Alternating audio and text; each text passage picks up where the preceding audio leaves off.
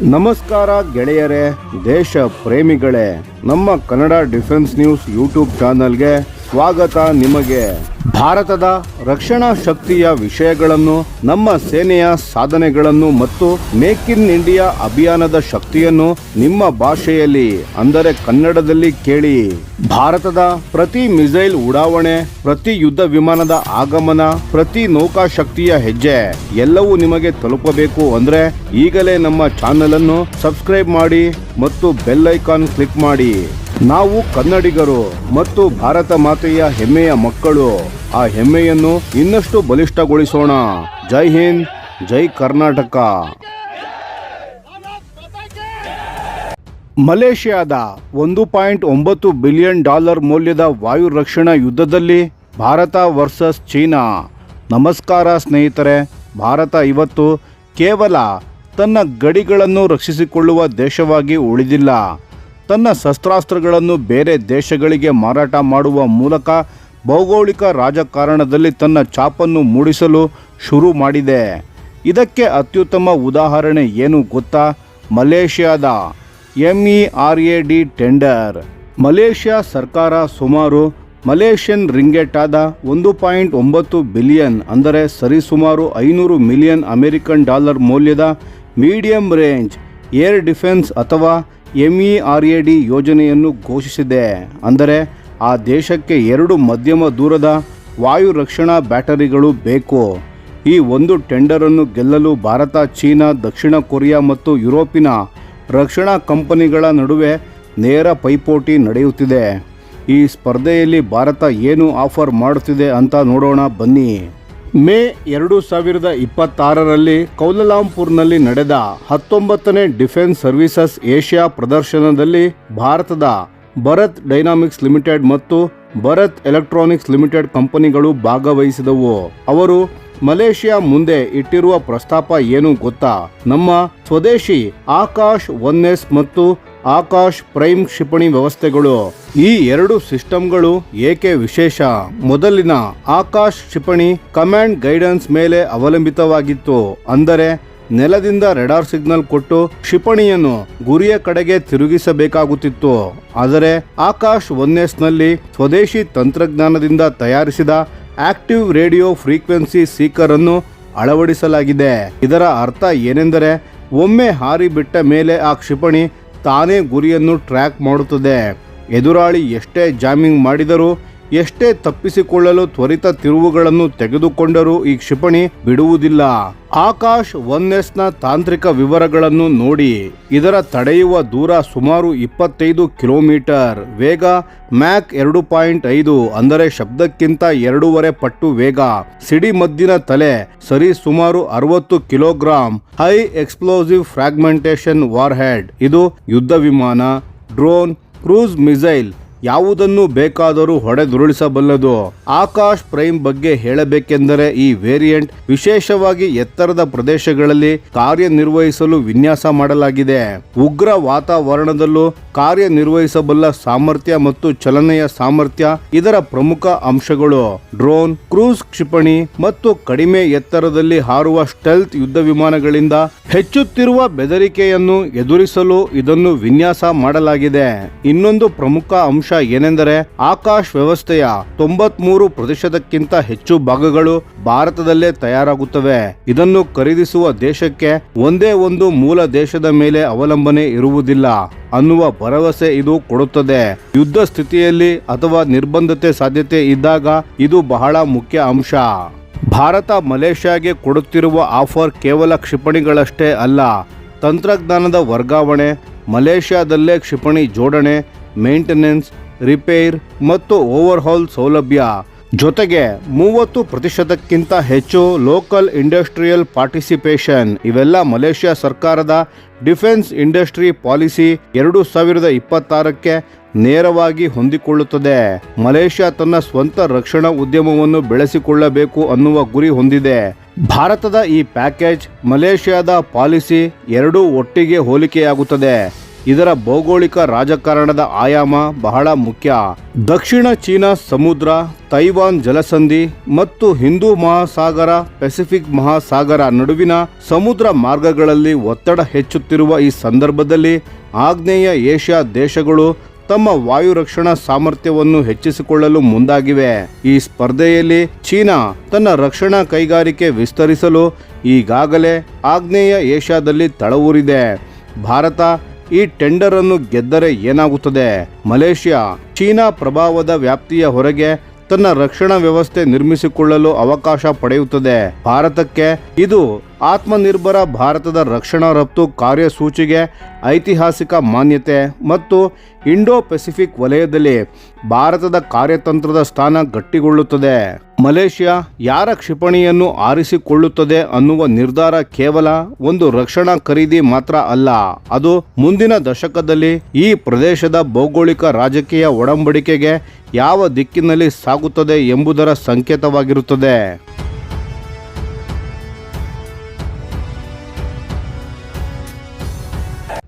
ಗೆಳೆಯರೇ, ಭಾರತ ತನ್ನ ಅತ್ಯಂತ ಶಕ್ತಿಶಾಲಿ ಕ್ಷಿಪಣಿಯನ್ನು ಪರೀಕ್ಷಿಸುತ್ತಿದ್ದ ಸಮಯದಲ್ಲಿ ಚೀನಾದ ಒಂದು ಹಡಗು ಅಲ್ಲಿಯೇ ಸುತ್ತಾಡುತ್ತಿತ್ತು. ಇದು ಕಾಕತಾಳೀಯವೇ ಅಥವಾ ಉದ್ದೇಶಪೂರ್ವಕ ಗುಪ್ತಚರ ಕಾರ್ಯಾಚರಣೆಯೇ? ಇವತ್ತು ನಾವು ಇದೇ ವಿಷಯವನ್ನು ಆಳವಾಗಿ ನೋಡೋಣ ಬನ್ನಿ. ಮೇ 6ರಿಂದ 9, 2026 ಭಾರತ ಒಡಿಶಾ ಕರಾವಳಿಯಲ್ಲಿರುವ ಡಾಕ್ಟರ್ APJ ಅಬ್ದುಲ್ ಕಲಾಂ ದ್ವೀಪದಿಂದ ತನ್ನ ಅಗ್ನಿ 5 MIRV ಕ್ಷಿಪಣಿಯ ಮಹತ್ವದ ಪರೀಕ್ಷೆಯನ್ನು ನಡೆಸಿತು. ಈ ಪ್ರದೇಶದಲ್ಲಿ ಸಮುದ್ರ ಮತ್ತು ಆಕಾಶ ಎರಡನ್ನೂ ಖಾಲಿ ಮಾಡಿಸಲಾಗಿತ್ತು. ಅಂದರೆ ಇದು ಎಷ್ಟು ಸೂಕ್ಷ್ಮ ಪರೀಕ್ಷೆ ಎಂದು ನೀವೇ ಅಂದಾಜಿಸಬಹುದು. ಸರಿಯಾಗಿ ಅದೇ ಸಮಯದಲ್ಲಿ ಚೀನಾದ ಸಂಶೋಧನಾ ಹಡಗು ದ ಯಾಂಗ್ ಹಾವ್, ಸುಮಾರು 4000 ಟನ್ ತೂಕದ ಈ ಹಡಗು ಭಾರತ ನಿಷೇಧಿಸಿದ್ದ ಅಪಾಯ ವಲಯದ ಅಂಚಿನಲ್ಲಿ ಸುಳಿದಾಡುತ್ತಿತ್ತು. ಮೇ 8ರಂದು ಭಾರತ ನಿಖರವಾಗಿ MIRV ಪರೀಕ್ಷೆ ನಡೆಸಿದ ಕ್ಷಣದಲ್ಲಿ ಆ ಹಡಗು ಅಲ್ಲಿಯೇ ನಿಂತಿತ್ತು. ಅದು ಸಹ ಟ್ರ್ಯಾಕಿಂಗ್ ಡೇಟಾ ಇದನ್ನು ದೃಢಪಡಿಸಿದೆ. ಈಗ ಒಂದು ಮಹತ್ವದ ಪ್ರಶ್ನೆ, ಈ MIRV ತಂತ್ರಜ್ಞಾನ ಅಂದರೆ ಏನು ಮತ್ತು ಇದು ಭಾರತಕ್ಕೆ ಯಾಕೆ ಇಷ್ಟು ಮುಖ್ಯ?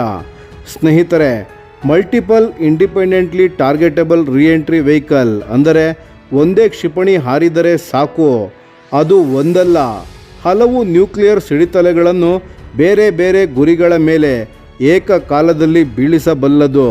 ಇದನ್ನೇ ನಾವು ಮಿಷನ್ ದಿವ್ಯಾಸ್ತ್ರ ಅಡಿಯಲ್ಲಿ ಯಶಸ್ವಿಯಾಗಿ ಪರೀಕ್ಷಿಸಿದ್ದೇವೆ. ಇದು ಭಾರತದ ಕಾರ್ಯತಂತ್ರದ ಶಕ್ತಿಯನ್ನು ಸಂಪೂರ್ಣ ಹೊಸ ಮಟ್ಟಕ್ಕೆ ಕೊಂಡೊಯ್ದಿದೆ. ಈಗ ದ ಯಾಂಗ್ ಹಾವ್ ಹಡಗಿನ ಬಗ್ಗೆ ಇನ್ನಷ್ಟು ತಿಳಿಯೋಣ. ಈ ಹಡಗು 2019ರಲ್ಲಿ ಚೀನಾ ಸೇವೆಗೆ ಸೇರಿಸಿಕೊಂಡಿತ್ತು. ಅಧಿಕೃತವಾಗಿ ಇದೊಂದು ಓಷನೋಗ್ರಾಫಿಕ್ ಸರ್ವೆ ಶಿಪ್ ಅಂದರೆ ಸಮುದ್ರ ತಳದ ಖನಿಜ ಸಂಪನ್ಮೂಲ ಸಂಶೋಧನಾ ಹಡಗು ಎಂದು ಚೀನಾ ಹೇಳುತ್ತದೆ. ಆದರೆ ಇದರ ತಾಂತ್ರಿಕ ಸಾಮರ್ಥ್ಯವನ್ನು ನೋಡಿದರೆ ಕತೆ ಬೇರೆಯೇ ಇದೆ. ಈ ಹಡಗಿನಲ್ಲಿ ಅತ್ಯಾಧುನಿಕ ಸೋನಾರ್ ವ್ಯವಸ್ಥೆ, ಸ್ಯಾಟಲೈಟ್ ಅಪ್ಲಿಂಕ್ ಮತ್ತು ದೀರ್ಘಕಾಲ ಸಮುದ್ರದಲ್ಲಿ ಇರಬಲ್ಲ ಸಾಮರ್ಥ್ಯ ಇದೆ. ಇವು ಕೇವಲ ವೈಜ್ಞಾನಿಕ ಸಂಶೋಧನೆಗೆ ಮಾತ್ರ ಅಲ್ಲ, ಬೇಕಿದ್ದರೆ ಅಕೋಸ್ಟಿಕ್ ಇಂಟೆಲಿಜೆನ್ಸ್ ಮತ್ತು ಎಲೆಕ್ಟ್ರಾನಿಕ್ ಇಂಟೆಲಿಜೆನ್ಸ್ಗಳನ್ನು ಸಂಗ್ರಹಿಸಲು ಇವನ್ನು ಬಳಸಬಹುದು. ಹಾಗಾಗಿ ರಕ್ಷಣಾ ವಿಶ್ಲೇಷಕರು ಇದನ್ನು ಡ್ಯುಯಲ್ ಯೂಸ್ ಅಸೆಟ್ ಎಂದು ಕರೆಯುತ್ತಾರೆ. ಇನ್ನು ಈ ಹಡಗಿನ ಚಲನವಲನದ ಬಗ್ಗೆ ತಿಳಿಯೋಣ. Open source marine traffic data ಪ್ರಕಾರ ದ ಯಾಂಗ್ ಹಾವ್ ಈ ವರ್ಷ ಫೆಬ್ರವರಿಯಲ್ಲಿಯೇ ಹಿಂದೂ ಮಹಾಸಾಗರ ಪ್ರದೇಶಕ್ಕೆ ಪ್ರವೇಶಿಸಿತ್ತು. ಏಪ್ರಿಲ್ ಮಧ್ಯದಲ್ಲಿ ಮಾರಿಷಸ್ನಲ್ಲಿ ನಿಲ್ದಾಣ ಮಾಡಿ ನಂತರ ನೇರವಾಗಿ ಭಾರತದ ಪೂರ್ವ ಕರಾವಳಿ ಕಡೆ ಬಂತು. ಇದು ಕಾಕತಾಳೀಯ ಅಲ್ಲ ಎಂಬ ಅನುಮಾನ ಮೂಡುವುದು ಸಹಜ. ಗಮನಿಸಬೇಕಾದ ಒಂದು ಅಂಶ ಏನೆಂದರೆ, ಚೀನಾದ ಈ ಹಡಗು ಯುವಾನ್ ವಾಂಗ್ ದರ್ಜೆಯ ನಿರ್ದಿಷ್ಟ ಮಿಸೈಲ್ ಟ್ರ್ಯಾಕಿಂಗ್ ಶಿಪ್ ಅಲ್ಲ. ಆದರೂ ಇದರ ಉಪಕರಣಗಳು ಮತ್ತು ಟೈಮಿಂಗ್ ಎರಡೂ ತುಂಬ ಸಂಶಯಾಸ್ಪದ. ಇದು ಒಂದು ಬಾರಿ ನಡೆದ ಘಟನೆ ಅಲ್ಲ ಸ್ನೇಹಿತರೆ. ಚೀನಾ ಭಾರತ ನಡೆಸುವ ಪ್ರಮುಖ ಮಿಲಿಟರಿ ಚಟುವಟಿಕೆಗಳ ಸಮಯದಲ್ಲಿ ತನ್ನ ಹಡಗುಗಳನ್ನು ಹತ್ತಿರಕ್ಕೆ ಕಳುಹಿಸುವ ಒಂದು ಪರ್ಸಿಸ್ಟೆಂಟ್ ಪ್ಯಾಟರ್ನ್ ಇಲ್ಲಿದೆ. ಹಿಂದೂ ಮಹಾಸಾಗರ ಭಾರತಕ್ಕೆ ಕೇವಲ ಆರ್ಥಿಕ ಮಾರ್ಗ ಮಾತ್ರ ಅಲ್ಲ, ಇದು ನಮ್ಮ ಕಾರ್ಯತಂತ್ರ ಭದ್ರತೆಯ ಮೂಲಭೂಮಿ. ಭಾರತೀಯ ನೌಕಾಪಡೆ ಮತ್ತು ಸ್ಟ್ರಾಟಜಿಕ್ ಕಮಾಂಡ್ ಈ ರೀತಿಯ ಹಡಗುಗಳ ಚಲನೆಯ ಮೇಲೆ ನಿರಂತರ ನಿಗಾ ಇಡುತ್ತಿವೆ ಎಂಬುದು ಒಂದು ಆಶ್ವಾಸನೆ.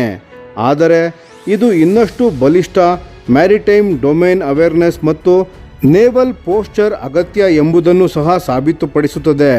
ಭಾರತ ತನ್ನ ಅಗ್ನಿ ಸರಣಿಯ ಕ್ಷಿಪಣಿಗಳನ್ನು ಮೇಲ್ದರ್ಜೆಗೆ ಏರಿಸುತ್ತಾ ನ್ಯೂಕ್ಲಿಯರ್ ಟ್ರಯಾಡ್ ಅನ್ನು ಗಟ್ಟಿ ಮಾಡುತ್ತಿದ್ದಂತೆ ಮುಂದಿನ ದಿನಗಳಲ್ಲಿ ಇಂತಹ ಘಟನೆಗಳು ಹೆಚ್ಚಾಗುತ್ತವೆ. ಈ ಮಾಹಿತಿ ಶ್ರೇಷ್ಠತೆಯ ಸ್ಪರ್ಧೆ, ಇನ್ಫಾರ್ಮೇಷನ್ ಡಾಮಿನೆನ್ಸ್ ರೇಸ್, ಇದು ಹಿಂದೂ ಮಹಾಸಾಗರದ ನೀರಿನಡಿ ಮಾತನಾಡದೆ ನಡೆಯುತ್ತಿದೆ. ಭಾರತ ಜಾಗರೂಕವಾಗಿರಬೇಕು.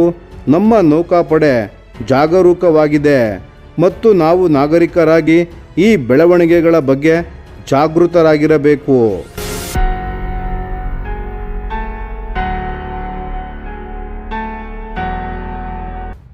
ಗೆಳೆಯರೇ, ಇವತ್ತು ನಾವು ಮಾತನಾಡೋದು ಭಾರತದ ತೇಜಸ್ MK1A ಬಗ್ಗೆ. ಮತ್ತು ಈ ಯುದ್ಧ ವಿಮಾನ ಇವಾಗ ಜಾಗತಿಕ ರಕ್ಷಣಾ ಮಾರುಕಟ್ಟೆಯಲ್ಲಿ ಒಂದು ದೊಡ್ಡ ಆಟಗಾರನಾಗಿ ಹೊರಹೊಮ್ಮುತ್ತಿದೆ. ಈಗ ಜಗತ್ತಿನಾದ್ಯಂತ ನೋಡಿದರೆ ಅನೇಕ ದೇಶಗಳು ತಮ್ಮ ಹಳೆಯ ಮೂರನೆಯ ತಲೆಮಾರಿನ ಯುದ್ಧ ವಿಮಾನಗಳನ್ನು ಬದಲಿಸಬೇಕು ಅಂತ ಯೋಚಿಸ್ತಿವೆ. F-5, F-7, MiG-21 ಬೈಸನ್ ಇಂತಹ ವಿಮಾನಗಳು ಇನ್ನೂ ಕಾಲ ಮೀರಿ ಹೋಗಿವೆ. ಈ ಬೇಡಿಕೆ ಎಷ್ಟಿದೆ ಅಂದರೆ ಸುಮಾರು 300ರಿಂದ 500 ಆಧುನಿಕ ವಿಮಾನಗಳ ಅವಶ್ಯಕತೆ ಇದೆ ಈ ದೇಶಗಳಿಗೆ. ಇದು ತುಂಬ ದೊಡ್ಡ ಮಾರುಕಟ್ಟೆ. ಇಂತಹ ಸಂದರ್ಭದಲ್ಲಿ ಭಾರತದ ತೇಜಸ್ MK1A ನೇರವಾಗಿ ಈ ಅವಕಾಶವನ್ನು ಬಳಸಿಕೊಳ್ಳಲು ಸಿದ್ಧವಾಗಿದೆ. ಆದರೆ ಗೆಳೆಯರೇ, ಇಲ್ಲಿ ಒಂದು ಮುಖ್ಯ ಅಡಚಣೆ ಇತ್ತು. ಅದೇನೆಂದರೆ GE F404 ಇಂಜಿನ್ನ ಪೂರೈಕೆ. ಅಮೆರಿಕನ್ ತಯಾರಿಕೆಯ ಈ ಇಂಜಿನ್ ಸಮಯಕ್ಕೆ ಸರಿಯಾಗಿ ಸಿಗುತ್ತಿರಲಿಲ್ಲ. HALಗೆ ಮೊದಲ ಗುರಿಯ ವಿರುದ್ಧ ಕೇವಲ ಕೆಲವೇ ಇಂಜಿನ್ಗಳು ಡೆಲಿವರಿ ಆದವು. ಇದು ಅಂತಾರಾಷ್ಟ್ರೀಯ ಖರೀದಿದಾರರ ಮನಸ್ಸಿನಲ್ಲಿ ಅನುಮಾನ ಹುಟ್ಟಿಸಿತು. ಆದರೆ ಈಗ ಚಿತ್ರ ಬದಲಾಗ್ತಿದೆ. GE ಏರೋಸ್ಪೇಸ್ ಈಗ ಒಂದು ಸ್ಪಷ್ಟ ಬದ್ಧತೆ ನೀಡಿದೆ. 2026 ಹಾಗೂ 27ರ ಹಣಕಾಸು ವರ್ಷದಿಂದ ಪ್ರತಿ ವರ್ಷ 20 ಇಂಜಿನ್ಗಳನ್ನು ಪೂರೈಸುತ್ತಾರೆ ಅಂತ. ಇದರ ಅರ್ಥ ಏನು ಅಂದರೆ ಡೆಲಿವರಿ ಟೈಮ್ಲೈನ್ ಈಗ ಖಚಿತ. ಮತ್ತು ರಕ್ಷಣಾ ವ್ಯಾಪಾರದಲ್ಲಿ ಯುದ್ಧ ವಿಮಾನಗಳು ಎಷ್ಟು ಶಕ್ತಿಶಾಲಿ ಅನ್ನೋದಷ್ಟೇ ಅಲ್ಲ, ಸಮಯಕ್ಕೆ ಸರಿಯಾಗಿ ಡೆಲಿವರಿ ಆಗುತ್ತದ ಅನ್ನೋದು ಅಷ್ಟೇ ಮುಖ್ಯ. ಇದಕ್ಕಿಂತ ದೊಡ್ಡ ಸುದ್ದಿ ಏನು ಅಂದರೆ ಭಾರತ ಸರ್ಕಾರ ತಾನೇ ತೇಜಸ್ನಲ್ಲಿ ಭಾರಿ ಭರವಸೆ ತೋರಿಸಿದೆ.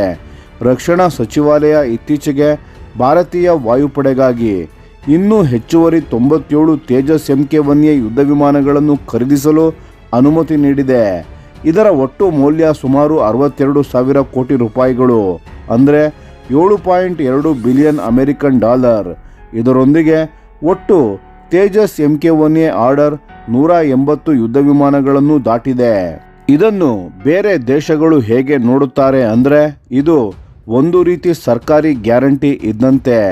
ಭಾರತ ಸ್ವತಃ ಇಷ್ಟು ದೊಡ್ಡ ಮಟ್ಟದಲ್ಲಿ ಹೂಡಿಕೆ ಮಾಡ್ತಿದೆ ಅಂದರೆ ದೀರ್ಘಕಾಲದ ಮೇಂಟೆನೆನ್ಸ್, ಅಪ್ಗ್ರೇಡ್ಸ್, ಸ್ಪೇರ್ ಪಾರ್ಟ್ಸ್ ಎಲ್ಲವೂ ಖಾತರಿ. ಯಾವುದೇ ಹೊಸ ಯುದ್ಧ ವಿಮಾನವನ್ನು ಖರೀದಿಸುವಾಗ ಇದು ತುಂಬ ಮಹತ್ವದ ಅಂಶ. ಇನ್ನು ಅಂತಾರಾಷ್ಟ್ರೀಯ ಮಾರುಕಟ್ಟೆಯ ವಿಚಾರಕ್ಕೆ ಬಂದರೆ HAL ತನ್ನ ದೃಷ್ಟಿಯನ್ನು ಲ್ಯಾಟಿನ್ ಅಮೆರಿಕಾ, ಆಫ್ರಿಕಾ ಮತ್ತು ಸೌತ್ ಈಸ್ಟ್ ಏಷ್ಯಾ ಮೇಲೆ ಕೇಂದ್ರೀಕರಿಸಿದೆ. ಬ್ರೆಜಿಲ್, ಬೋಟ್ಸ್ವಾನಾ, ನೈಜೀರಿಯಾ, ಈಜಿಪ್ಟ್ ಇಂತಹ ದೇಶಗಳು ಒಂದು ಸಮರ್ಥ ಮಲ್ಟಿರೋಲ್ ಫೈಟರ್ ಜೆಟ್ ಬೇಕು. ಆದರೆ ಭಾರಿ ಬೆಲೆ ಕೊಡಲು ಇವರಿಂದ ಸಾಧ್ಯವಿಲ್ಲ. Maritime strike, ground attack, air defence ಈ ಎಲ್ಲ ಕಾರ್ಯಗಳನ್ನು ಒಂದೇ ಯುದ್ಧ ವಿಮಾನ ಮಾಡಬೇಕು. ಇಲ್ಲಿ ತೇಜಸ್ MK1A ಸರಿಯಾಗಿ ಫಿಟ್ ಆಗುತ್ತದೆ. ಉದಾಹರಣೆಗೆ ಈಜಿಪ್ಟ್ಗೆ ಭಾರತ ತೇಜಸ್ MK1A ಅನ್ನು ಲೀಡ್ ಇನ್ ಫೈಟರ್ ಟ್ರೈನರ್ ಆಗಿ ಪಿಚ್ ಮಾಡಿದೆ. ಘಟಕ ಒಂದಕ್ಕೆ ಸುಮಾರು $42 ಮಿಲಿಯನ್ ದರದಲ್ಲಿ. ಇದು ತುಂಬ ಕಾಂಪಿಟೇಟಿವ್ ಪ್ರೈಸ್. ಇದಕ್ಕೆ ಕಾರಣ ಏನು ಅಂತ ನೋಡಿ. ಜಾಗತಿಕ ಫೈಟರ್ ಜೆಟ್ ಏರ್ಕ್ರಾಫ್ಟ್ ಮಾರುಕಟ್ಟೆಯಲ್ಲಿ 2024ರಲ್ಲಿ ಸುಮಾರು $55 ಬಿಲಿಯನ್ ಇತ್ತು. 2030ರ ವೇಳೆಗೆ ಸುಮಾರು $80 ಬಿಲಿಯನ್ ತಲುಪಲಿದೆ ಎಂದು ಅಂದಾಜಿಸಲಾಗಿದೆ. ಆದರೆ ಆ ಹಣದ ದೊಡ್ಡ ಭಾಗ F-35 ನಂತಹ 5th ಜನರೇಷನ್ ಸ್ಟೆಲ್ತ್ ಯುದ್ಧ ವಿಮಾನಗಳಿಗೆ ಖರ್ಚಾಗುತ್ತದೆ.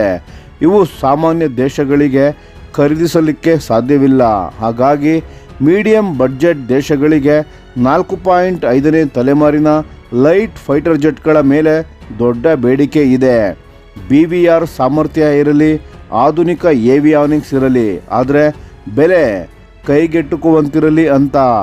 ಮತ್ತು ತಾಂತ್ರಿಕ ದೃಷ್ಟಿಯಿಂದ ನೋಡಿದರೆ ತೇಜಸ್ MK1A ಮೇಲ್ಮಟ್ಟದ AESA ರಡಾರ್, ಸಮಗ್ರ ಎಲೆಕ್ಟ್ರಾನಿಕ್ ವಾರ್ಫೇರ್ ಸೂಟ್ ಮತ್ತು ಭಾರತ ತಾನೇ ಅಭಿವೃದ್ಧಿಪಡಿಸಿದ ಅಸ್ತ್ರ MK1 BVR ಕ್ಷಿಪಣಿಯನ್ನು ಹಾರಿಸುವ ಸಾಮರ್ಥ್ಯ, ಇವೆಲ್ಲ ಒಂದು ಭಾರಿ ಶಕ್ತಿ. ಜೊತೆಗೆ ದೊಡ್ಡ ಟ್ವಿನ್ ಇಂಜಿನ್ ಯುದ್ಧ ವಿಮಾನಗಳಿಗಿಂತ ಆಪರೇಟಿಂಗ್ ಮತ್ತು ಅಕ್ವೈಷನ್ ಖರ್ಚು ಗಣನೀಯವಾಗಿ ಕಡಿಮೆ.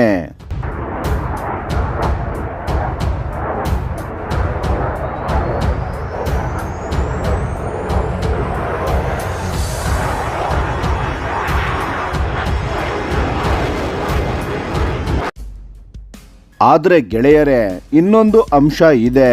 ಅದು ಟೆಕ್ನಾಲಜಿ ಅಲ್ಲ, ಅದು ಡಿಪ್ಲೊಮಸಿ. ಅನೇಕ ದೇಶಗಳು, ಪಶ್ಚಿಮದ ದೇಶಗಳು ತಮ್ಮ ಯುದ್ಧ ವಿಮಾನಗಳನ್ನು ಮಾರಾಟ ಮಾಡುವಾಗ ಹೇರುವ ಎಂಡ್ ಯೂಸರ್ ಮಾನಿಟರಿಂಗ್ ಕಂಡೀಷನ್ಸ್ಗಳ ಬಗ್ಗೆ ಬೇಸರಗೊಂಡಿವೆ. ಭಾರತ ಹಾಗಲ್ಲ. Flexible terms, possible technology transfer ಮತ್ತು ವೆಸ್ಟರ್ನ್ ಹಾಗೂ ಇಂಡಿಜಿನಸ್ ಆಯುಧಗಳ ಮಿಶ್ರಣಗಳನ್ನು ಇಂಟಿಗ್ರೇಟ್ ಮಾಡಿಕೊಳ್ಳುವ ಸ್ವಾತಂತ್ರ್ಯ, ಇದು ಸ್ಟ್ರಾಟಜಿಕ್ ಆಟೋನಮಿ ಬಯಸುವ ದೇಶಗಳಿಗೆ ತುಂಬ ಆಕರ್ಷಕ.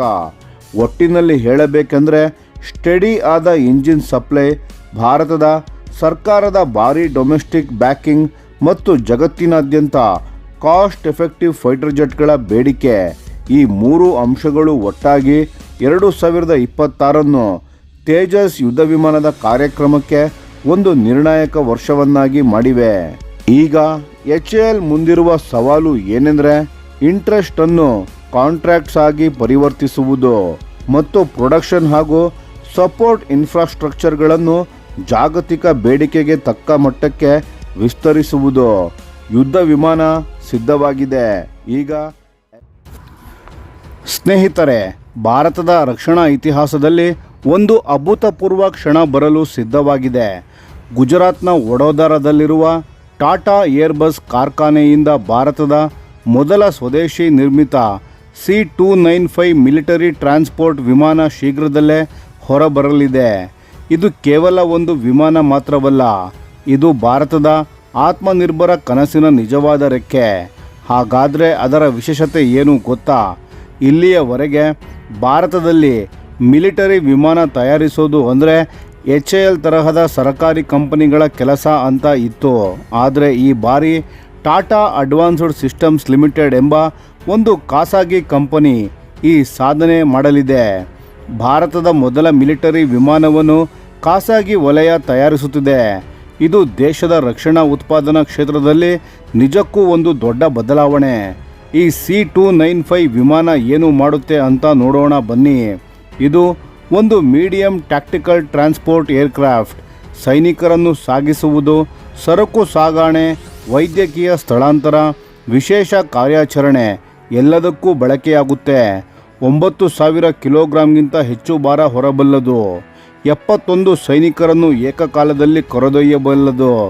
ಅದರಲ್ಲೂ ಮಹತ್ವದ ವಿಷಯ ಏನೆಂದರೆ ಇದು ಬೆಟ್ಟದ ಪ್ರದೇಶಗಳಲ್ಲಿ, ಕಚ್ಚಾ ರನ್ವೇಗಳಲ್ಲಿ, ಗಡಿ ಪ್ರದೇಶದ ಚಿಕ್ಕ ಏರ್ ಸ್ಟ್ರಿಪ್ಗಳಲ್ಲಿಯೂ ಕೂಡ ಸುಲಭವಾಗಿ ಇಳಿಯಬಲ್ಲದು. ಭಾರತದ ಲಡಾಖ್, ಅರುಣಾಚಲ್ ತರಹದ ಪ್ರದೇಶಗಳಿಗೆ ಇದು ಅತ್ಯಂತ ಸೂಕ್ತ. ಈ ಒಪ್ಪಂದ ಹೇಗೆ ಶುರುವಾಯಿತು? 2021ರಲ್ಲಿ ಭಾರತ ಸರ್ಕಾರ ಏರ್ಬಸ್ ಜೊತೆ 56 C-295 ವಿಮಾನಗಳಿಗಾಗಿ ಒಪ್ಪಂದ ಮಾಡಿಕೊಂಡಿತ್ತು. ಇದರಲ್ಲಿ ಮೊದಲ 16 ವಿಮಾನಗಳನ್ನು ಸ್ಪೇನ್ನಿಂದ ನೇರವಾಗಿ ತರಿಸಿಕೊಳ್ಳಲಾಗಿದೆ. ಉಳಿದ 40 ವಿಮಾನಗಳನ್ನು ಏರ್ಬಸ್ ಮತ್ತು ಟಾಟಾ ಅಡ್ವಾನ್ಸ್ಡ್ ಸಿಸ್ಟಮ್ಸ್ ಜೊತೆಗೂಡಿ ಭಾರತದಲ್ಲೇ ತಯಾರಿಸಲಿದ್ದಾರೆ. ವಡೋದರ ಘಟಕವನ್ನು 2024ರಲ್ಲಿ ಪ್ರಧಾನಮಂತ್ರಿ ನರೇಂದ್ರ ಮೋದಿಯವರು ಮತ್ತು ಸ್ಪೇನ್ನ ಪ್ರಧಾನಮಂತ್ರಿಯಾದ ಪೆಡ್ರೋ ಸ್ಯಾನ್ಚೆಜ್ ಅವರು ಜಂಟಿಯಾಗಿ ಉದ್ಘಾಟಿಸಿದ್ದಾರೆ. ಮೇಕ್ ಇನ್ ಇಂಡಿಯಾ ನಿಜವಾದ ಶಕ್ತಿ ಎಲ್ಲಿ ಕಾಣ್ತಿದೆ ಅಂದರೆ ಇಲ್ಲಿ ನೋಡಿ. ಈ ಒಂದೇ ಕಾರ್ಯಕ್ರಮದಿಂದ 13,000ಕ್ಕೂ ಹೆಚ್ಚು ವಿಮಾನದ ಭಾಗಗಳು ಮತ್ತು 4,000ಕ್ಕೂ ಹೆಚ್ಚು ಸಬ್ ಅಸೆಂಬ್ಲೀಸ್ಗಳು ಭಾರತದಲ್ಲೇ ತಯಾರಾಗುತ್ತಿವೆ. ಅನೇಕ ಸಣ್ಣ ಮತ್ತು ಉದ್ಯಮ ಕೈಗಾರಿಕೆಗಳು MSMEs ಈ ಸರಪಳಿಯಲ್ಲಿ ಭಾಗಿಯಾಗಿವೆ. ಮುಂದಿನ ದಿನಗಳಲ್ಲಿ ಸ್ವದೇಶಿ ಪಾಲು ಬರೋಬ್ಬರಿ 75% ತಲುಪಲಿದೆ ಎಂದು ಅಂದಾಜಿಸಲಾಗಿದೆ. ಇದರ ಮಹತ್ವ ಇನ್ನಷ್ಟು ಆಳವಾಗಿದೆ. ಭಾರತೀಯ ವಾಯುಪಡೆ ಬಳಸುತ್ತಿರುವ ಹಳೆಯ ಆವ್ರೋ ವಿಮಾನಗಳನ್ನು C295 ಬದಲಿಸಲಿದೆ. ಮುಂದೆ AN-32 ಫ್ಲೀಟ್ನ ಕೆಲ ಭಾಗವನ್ನು ಬದಲಿಸಬಹುದು ಎಂದು ತಜ್ಞರುಗಳು ಹೇಳುತ್ತಾರೆ. ಅಷ್ಟೇ ಅಲ್ಲ, ಭಾರತೀಯ ನೌಕಾಪಡೆ ಮತ್ತು ಕೋಸ್ಟ್ ಗಾರ್ಡ್ ಕೂಡ ಈ ವಿಮಾನದ ಮ್ಯಾರಿಟೈಮ್ ಸರ್ವಿಲೆನ್ಸ್ನ ಆವೃತ್ತಿಗೆ ಆರ್ಡರ್ ನೀಡಿವೆ. ಅಂದರೆ ಇದು ಕೇವಲ ವಾಯುಪಡೆಯ ಆಯುಧ ಮಾತ್ರವಲ್ಲ, ಭಾರತದ ತ್ರಿಬಲ ಸೇನೆಗೂ ಉಪಯೋಗಕ್ಕೆ ಬರುತ್ತಿದೆ. ಸ್ನೇಹಿತರೆ, ವಿದೇಶಾಂಗ ಸಚಿವರಾದ S ಜೈಶಂಕರ್ ಅವರೇ ಹೇಳಿದ್ದಾರೆ, ಸೆಪ್ಟೆಂಬರ್ 2026ಕ್ಕಿಂತ ಮೊದಲ ಮೇಡ್ ಇನ್ ಇಂಡಿಯಾ C295 ವಿಮಾನ ರೋಲ್ಔಟ್ ಆಗಲಿದೆ ಎಂದು. ಅದರ ಸಂಕೇತಗಳು ಈಗಾಗಲೇ ಕಾಣಿಸುತ್ತಿವೆ. ಭಾರತ ಇನ್ನು ಕೇವಲ ಖರೀದಿಸುವ ದೇಶ ಅಲ್ಲ, ಭಾರತ ತಾನೇ ತಯಾರಿಸುವ ದೇಶವಾಗುತ್ತಿದೆ. ಇದೇ ಆತ್ಮನಿರ್ಭರ ಭಾರತದ ನಿಜವಾದ ಅರ್ಥ.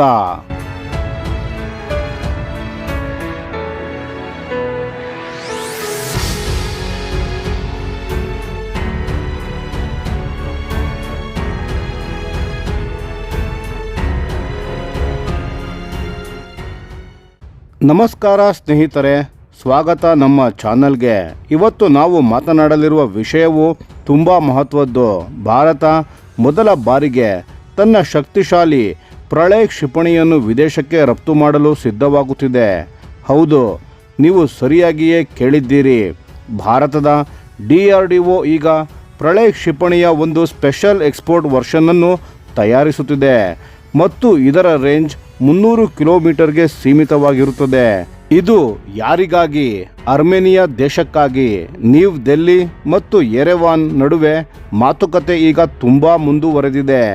ಬೆಲೆ, ಪೇಮೆಂಟ್ ಟರ್ಮ್ಸ್ ಎಲ್ಲವನ್ನು ಎರಡು ದೇಶಗಳು ಸೇರಿ ಚರ್ಚೆ ಮಾಡುತ್ತಿವೆ. ಈಗ ನೀವು ಯೋಚಿಸ್ತೀರಿ, ಅರ್ಮೇನಿಯಾಗೆ ಯಾಕೆ ಪ್ರಳಯ್ ಕ್ಷಿಪಣಿ ಬೇಕು ಅಂತ? ಅದಕ್ಕೆ ಒಂದು ನೇರ ಕಾರಣ ಇದೆ ಸ್ನೇಹಿತರೆ.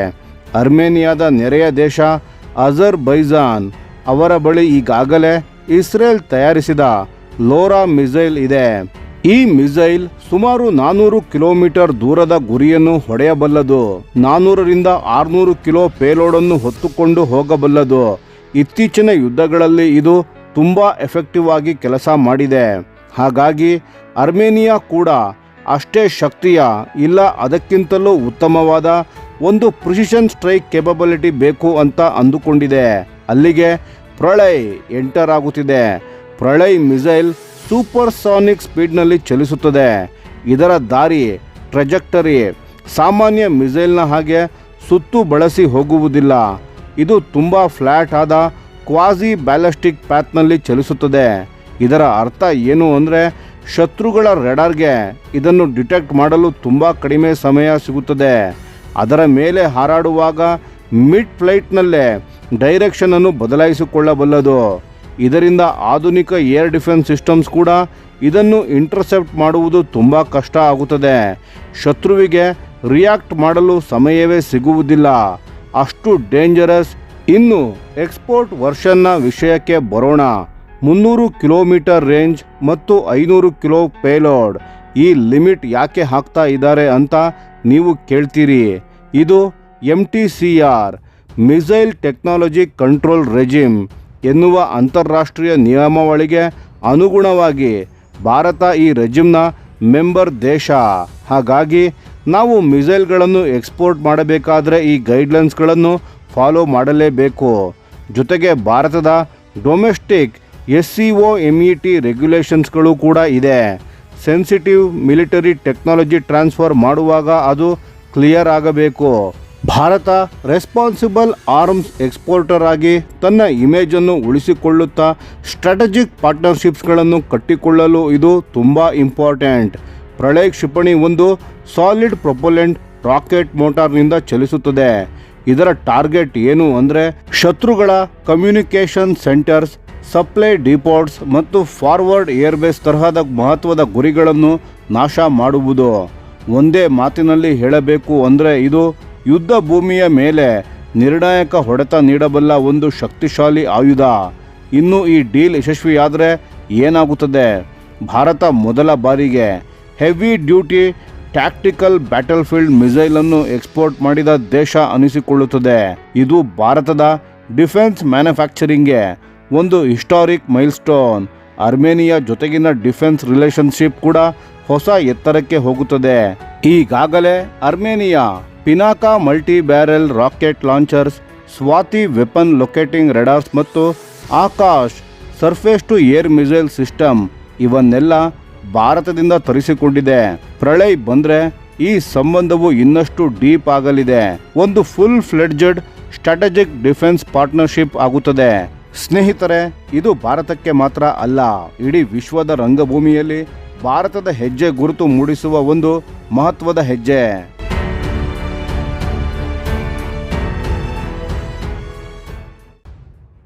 ನೋಡಿ ಸ್ನೇಹಿತರೆ, ಪಾಕಿಸ್ತಾನ ಇತ್ತೀಚೆಗೆ ತನ್ನ ಫತಾ ಮಿಸೈಲ್ ಸೀರೀಸ್ನ ಬಗ್ಗೆ ತುಂಬ ದೊಡ್ಡ ಮಾತುಗಳನ್ನು ಆಡ್ತಿದೆ. ಇದು ಭಾರತದ ಬ್ರಹ್ಮೋಸ್ಗೆ ನಮ್ಮ ಉತ್ತರ ಅಂತ ಬೀಗುತ್ತಿದೆ. ಆದರೆ ಈ ಕ್ಷಿಪಣಿಗಳ ಹಿಂದಿರೋ ನಿಜವಾದ ಕತೆ ಏನು ಅಂತ ಗೊತ್ತಾ? ಇವತ್ತು ಅದನ್ನೇ ನಾವು ಬಿಡಿಸಿ ಹೇಳ್ತೇವೆ. ಮೊದಲು ಮಾತನಾಡೋಣ ಫತಾ 3 ಬಗ್ಗೆ. ಇದನ್ನು ಪಾಕಿಸ್ತಾನ ತನ್ನ ಅತ್ಯಂತ ಮಹತ್ವಾಕಾಂಕ್ಷೆಯ ಕ್ಷಿಪಣಿ ಅಂತ ಬಿಂಬಿಸುತ್ತಿದೆ. ಬ್ರಹ್ಮೋಸ್ಗೆ ನೇರ ಪ್ರತಿಸ್ಪರ್ಧಿ ಅಂತ ಮಾರ್ಕೆಟ್ ಮಾಡುತ್ತಿದೆ. ಆದರೆ ಡಿಫೆನ್ಸ್ ಅನಾಲಿಸ್ಟ್ಗಳು ಏನು ಹೇಳ್ತಾರೆ ಗೊತ್ತಾ? ಈ ಫತಾ 3 ಬೇರೆ ಯಾವುದೋ ಅಲ್ಲ, ಇದು ಚೀನಾದ HD-1 ಸೂಪರ್ಸೋನಿಕ್ ಕ್ರೂಸ್ ಮಿಸೈಲ್ನ ಒಂದು ಲೋಕಲೈಸ್ಡ್ ವರ್ಷನ್ ಅಷ್ಟೇ. ಈ HD-1 ಅನ್ನು ಡೆವಲಪ್ ಮಾಡಿದ್ದು ಯಾರು ಗೊತ್ತಾ? ಗ್ವಾಂಗ್ಡಾಂಗ್ ಹೊಂಗ್ಡಾ ಬ್ಲಾಸ್ಟಿಂಗ್ ಕಂಪನಿ ಅನ್ನೋ ಚೀನಾ ಕಂಪನಿ. ಇದು ಒರಿಜಿನಲಿ ಒಂದು ಕಮರ್ಷಿಯಲ್ ಮೈನಿಂಗ್ ಎಕ್ಸ್ಪ್ಲೋಸಿವ್ ಕಂಪನಿ, ಅಂದರೆ ಗಣಿಗಾರಿಕೆಗೆ ಬೇಕಾದ ಸ್ಫೋಟಕವನ್ನು ತಯಾರಿಸೋ ಕಂಪನಿ. ಎಲೈಟ್ ಏರೋಸ್ಪೇಸ್ ಇಂಜಿನಿಯರಿಂಗ್ ಕ್ಷೇತ್ರದಲ್ಲಿ ಇದಕ್ಕೆ ಯಾವ ಹಿನ್ನೆಲೆಯೂ ಇಲ್ಲ. ಸರಿ, ಈಗ ಇದರ ಟೆಕ್ನಿಕಲ್ ಡೀಟೇಲ್ಸ್ಗಳನ್ನು ನೋಡೋಣ ಬನ್ನಿ. ಫತಾ 3ಗೆ ಸಾಲಿಡ್ ಫ್ಯೂಯಲ್ ರ್ಯಾಮ್ಜೆಟ್ ಇಂಜಿನ್ ಮತ್ತು ಲಾಂಚ್ ಬೂಸ್ಟರನ್ನು ಬಳಸುತ್ತಾರೆ. ಇದರ ಕ್ಲೈಮ್ಡ್ ರೇಂಜ್ ಅಂದರೆ 290ರಿಂದ 450 ಕಿಲೋಮೀಟರ್ಸ್. ಟರ್ಮಿನಲ್ ಸ್ಪೀಡ್ ಅಂದರೆ ಟಾರ್ಗೆಟ್ ಹತ್ತಿರ ಬರೋ ಹೊತ್ತಿಗೆ ಮ್ಯಾಕ್ 2.5ರಿಂದ 4ರವರೆಗೆ ತಲುಪುತ್ತದೆ ಅಂತ ಹೇಳುತ್ತಾರೆ. ಈ ಸ್ಪೀಡ್ನಿಂದ ಏನಾಗುತ್ತದೆ ಅಂದರೆ ಎನಿಮಿ ಏರ್ ಡಿಫೆನ್ಸ್ಗೆ ರಿಯಾಕ್ಟ್ ಮಾಡೋಕ್ಕೆ ತುಂಬ ಕಡಿಮೆ ಸಮಯ ಸಿಗುತ್ತದೆ. ಅಷ್ಟರ ಮಟ್ಟಿಗೆ ಇದು ಥಿಯರಿಟಿಕಲಿ ಒಂದು ಅಡ್ವಾಂಟೇಜ್. ಆದರೆ ಎಕ್ಸ್ಪರ್ಟ್ಸ್ಗಳ ಪ್ರಕಾರ ಒಂದು ಮುಖ್ಯವಾದ ಮಾತು ಹೇಳುತ್ತಾರೆ. HD-1 ಅನ್ನು ಡಿಸೈನ್ ಮಾಡಿದ್ದೆ ಬಡ್ಜೆಟ್ ಫ್ರೆಂಡ್ಲಿ ಎಕ್ಸ್ಪೋರ್ಟ್ ಮಾರ್ಕೆಟ್ಗಾಗಿ ಅಂತ. ಭಾರತದ ಥರ ಬಲಿಷ್ಠವಾದ ಮಲ್ಟಿ ಲೇಯರ್ಡ್ ಏರ್ ಡಿಫೆನ್ಸ್ ಸಿಸ್ಟಮ್ನ ವಿರುದ್ಧ ಇದು ನಿಜವಾಗ್ಲೂ ಎಷ್ಟು ಎಫೆಕ್ಟಿವ್ ಆಗುತ್ತದೆ ಅನ್ನೋದು ಇನ್ನೂ ಕಂಟ್ರೋಲ್ಡ್ ಟೆಸ್ಟಿಂಗ್ ಹೊರಗೆ ಪ್ರೂವ್ ಆಗಿಲ್ಲ. ಈಗ ಅರ್ಥ ಆಗುತ್ತದೆ ನೋಡಿ ಪಾಕಿಸ್ತಾನದ ಒಟ್ಟಾರೆ ಸ್ಟ್ರಾಟಜಿ ಏನು ಅಂತ. ಅವರ ಫಾರ್ಮುಲಾ ತುಂಬ ಸಿಂಪಲ್. ಚೀನಾದ ಸೆಕೆಂಡ್ ಟೈರ್ ಪ್ಲ್ಯಾಟ್ಫಾರ್ಮ್ ಕೊಳ್ಳಿ, ಸ್ವಲ್ಪ ಲೋಕಲ್ ಮಾಡಿಫಿಕೇಷನ್ಸ್ ಮಾಡಿ, ಬೇಗ ಫೀಲ್ಡ್ ಮಾಡಿ. ಭಾರತದ ಕನ್ವೆನ್ಷನಲ್ ಮಿಲಿಟರಿ ಸುಪೀರಿಯರಿಟಿಗೆ ಕೌಂಟರ್ ಮಾಡಲು ಗ್ರೌಂಡ್ ಅಪ್ ಮತ್ತು R&D ಅಂದರೆ ರಿಸರ್ಚ್ ಆ್ಯಂಡ್ ಡೆವಲಪ್ಮೆಂಟ್ ಮಾಡೋಕ್ಕೆ ಇಷ್ಟು ಸಮಯ ಹಣ ಎಲ್ಲಿದೆ? ಅದಕ್ಕೆ ಈ ಶಾರ್ಟ್ಕಟ್ ತಗೊಂಡಿದ್ದಾರೆ ಅಂತ. ಈ ಅಪ್ರೋಚ್ನ ಒಂದು ಒಳ್ಳೆ ಅಂಶ ಏನಪ್ಪ ಅಂದರೆ ತ್ವರಿತವಾಗಿ ಸ್ಟ್ರೈಕ್ ಆಪ್ಷನ್ಸ್ಗಳನ್ನು ಬಿಲ್ಡಪ್ ಆಗ್ತದೆ, ಭಾರಿ ಖರ್ಚಿಲ್ಲದೆ. ಆದರೆ ಇದರ ಬಹುದೊಡ್ಡ ಅಪಾಯ ಏನು ಗೊತ್ತಾ ಸ್ನೇಹಿತರೆ? ಪಾಕಿಸ್ತಾನದ ಇಡೀ ಕನ್ವೆನ್ಷನಲ್ ಡಿಟರೆನ್ಸ್ ಚೀನಾದ ಸಪ್ಲೈ ಚೈನ್ ಮತ್ತು ಚೀನಾ ನಿಗದಿ ಮಾಡೋ ಟೆಕ್ನಾಲಜಿಕಲ್ ಸೀಲಿಂಗ್ ಮೇಲೆ ಅವಲಂಬಿತವಾಗುತ್ತದೆ. ಪಾಕಿಸ್ತಾನದ ಸ್ವಂತ ಸಾಮರ್ಥ್ಯ ಎಂದಿಗೂ ಬೆಳೆಯೋದಿಲ್ಲ. ಇತ್ತೀಚಿನ ಆಪರೇಷನಲ್ ಸಿಚುವೇಶನ್ಸ್ನಲ್ಲಿ ನಾವು ನೋಡಿದ್ದೇವೆ. ಪ್ರಮೋಷನ್ನಲ್ಲಿ ಎಷ್ಟೇ ದೊಡ್ಡ ಮಾತನಾಡಿದರೂ ಬ್ಯಾಟಲ್ ಫೀಲ್ಡ್ನಲ್ಲಿ ಇಂಟರ್ಸೆಪ್ಷನ್ ರೇಟ್ಸ್ ಬೇರೆಯೇ ಕತೆ ಹೇಳುತ್ತದೆ. ಮಾರ್ಕೆಟಿಂಗೇ ಬೇರೆ, ರಿಯಾಲಿಟಿನೇ ಬೇರೆ. ಫತಾ ಸೀರೀಸ್ ಅಂತಿಮವಾಗಿ ಒಂದು ರೀಬ್ರ್ಯಾಂಡೆಡ್ ಚೈನೀಸ್ ಪ್ರಾಡಕ್ಟ್ ಅದನ್ನು ಮರೆಯಬಾರದು. ಅಂದರೆ ಚೀನಾದಿಂದ ಈ ಕ್ಷಿಪಣಿಯನ್ನು ತಂದು ಪಾಕಿಸ್ತಾನದಲ್ಲಿ ಬಣ್ಣ ಹೊಡೆದು ತನ್ನದೇ ಕ್ಷಿಪಣಿ ಎಂದು ಪಾಕಿಸ್ತಾನ ಹೇಳುತ್ತಿದೆ. ಗೆಳೆಯರೇ, ಈ ವಿಡಿಯೋ ಇಷ್ಟವಾದರೆ ದಯವಿಟ್ಟು ಕಾಮೆಂಟ್ ಮಾಡಿ ತಿಳಿಸಿ. ಧನ್ಯವಾದಗಳು.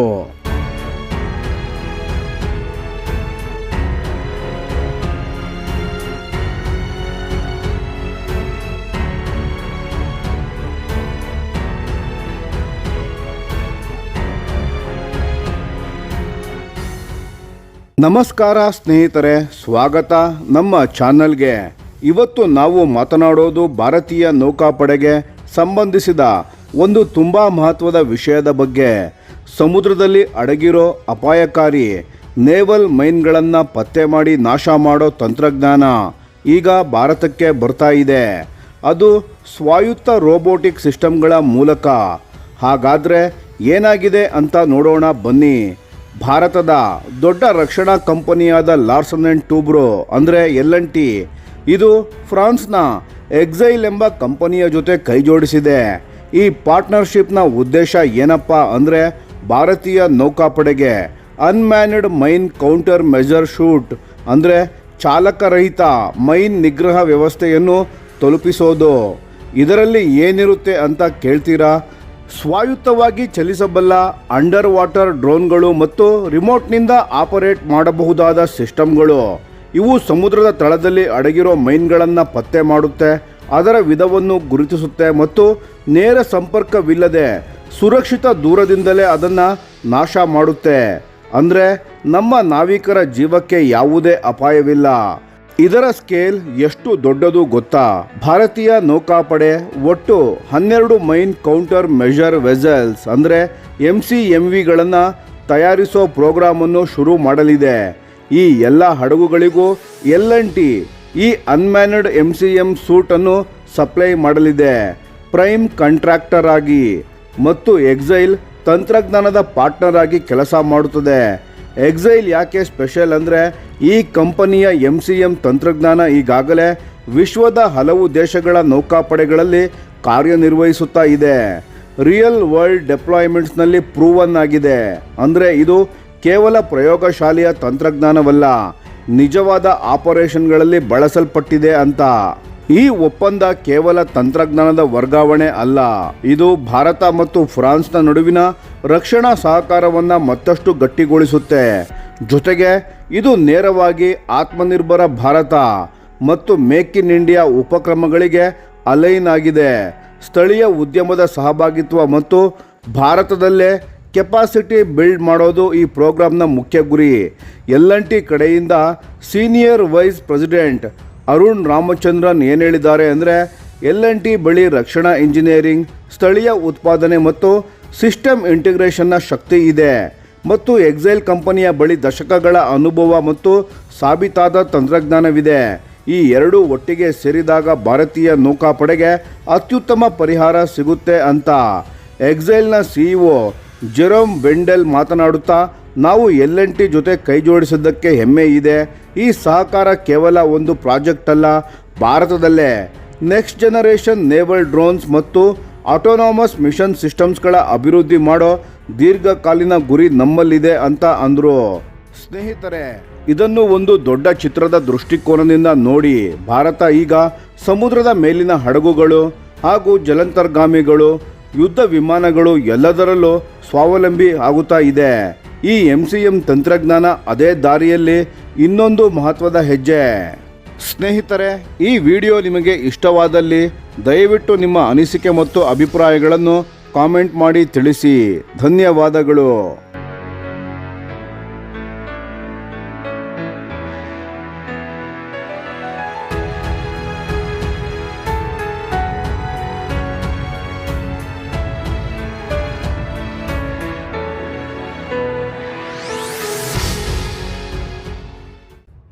ನಮಸ್ಕಾರ ಸ್ನೇಹಿತರೆ, ಸ್ವಾಗತ ನಮ್ಮ ಚಾನಲ್ಗೆ. ಇವತ್ತು ನಾವು ಮಾತನಾಡೋದು ಭಾರತದ ತೇಜಸ್ LCA MK2 ಫೈಟರ್ ಏರ್ಕ್ರಾಫ್ಟ್ಗೆ ಸಂಬಂಧಿಸಿದ ಒಂದು ತುಂಬ ಮುಖ್ಯವಾದ ಬೆಳವಣಿಗೆಯ ಬಗ್ಗೆ. ಇದು ಭಾರತದ ರಕ್ಷಣಾ ಕ್ಷೇತ್ರಕ್ಕೆ ನಿಜವಾಗಿಯೂ ಒಂದು ದೊಡ್ಡ ಹೆಜ್ಜೆ.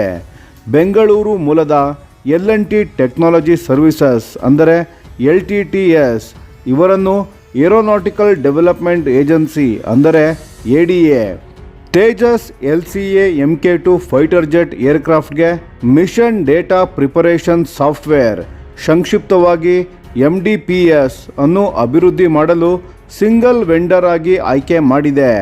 ಇದು ಫೇಸ್ 1 ಅಭಿವೃದ್ಧಿ ಮತ್ತು ಮುಂದೆ ಬರೋ ತೇಜಸ್ LCA MK2ನ ಭವಿಷ್ಯದ ವೇರಿಯಂಟ್ಸ್ಗೂ ಈ ಸಾಫ್ಟ್ವೇರನ್ನು ಉಪಯೋಗ ಮಾಡಲಾಗುತ್ತದೆ. ಸರಿ, ಈ MDPS ಅಂದರೆ ಏನು ಅಂತ ಮೊದಲು ಅರ್ಥ ಮಾಡಿಕೊಳ್ಳೋಣ. ನೋಡಿ, ಒಂದು ಯುದ್ಧ ವಿಮಾನಕ್ಕೆ 2 ಬಗೆಯ ಸಾಫ್ಟ್ವೇರ್ಗಳು ಇರುತ್ತವೆ. ಒಂದು ವಿಮಾನ ಹಾರಿಸೋ ಕೋರ್ ಫ್ಲೈಟ್ ಸಾಫ್ಟ್ವೇರ್. ಇದು ಒಂದು ರೀತಿ ನಿಮ್ಮ ಮೊಬೈಲ್ನ ಆಪರೇಟಿಂಗ್ ಸಿಸ್ಟಮ್ ಥರ ತುಂಬ ಸ್ಟೇಬಲ್ ಆಗಿ ಇರುತ್ತೆ, ಬದಲಾಗೋಲ್ಲ.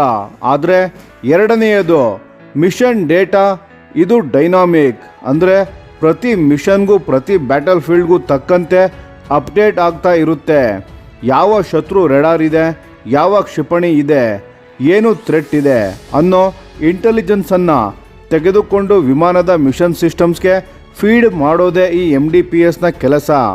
ಸರಳವಾಗಿ ಹೇಳೋದಾದರೆ ಇದು ಗ್ರೌಂಡ್ ಇಂಟೆಲಿಜೆನ್ಸ್ ಮತ್ತು ಏರ್ಕ್ರಾಫ್ಟ್ನ ಆನ್ಬೋರ್ಡ್ ಸಿಸ್ಟಮ್ ನಡುವಿನ ಸೇತುವೆ. ಈಗ LCA MK2ಗೆ ಈ MDPS ಯಾಕೆ ಇಷ್ಟು ಕ್ರಿಟಿಕಲ್ ಅಂತ ನೋಡೋಣ ಬನ್ನಿ. ಸ್ನೇಹಿತರೆ, ತೇಜಸ್ LCA MK2 ಒಂದು 4.5+ generation medium weight fighter jet.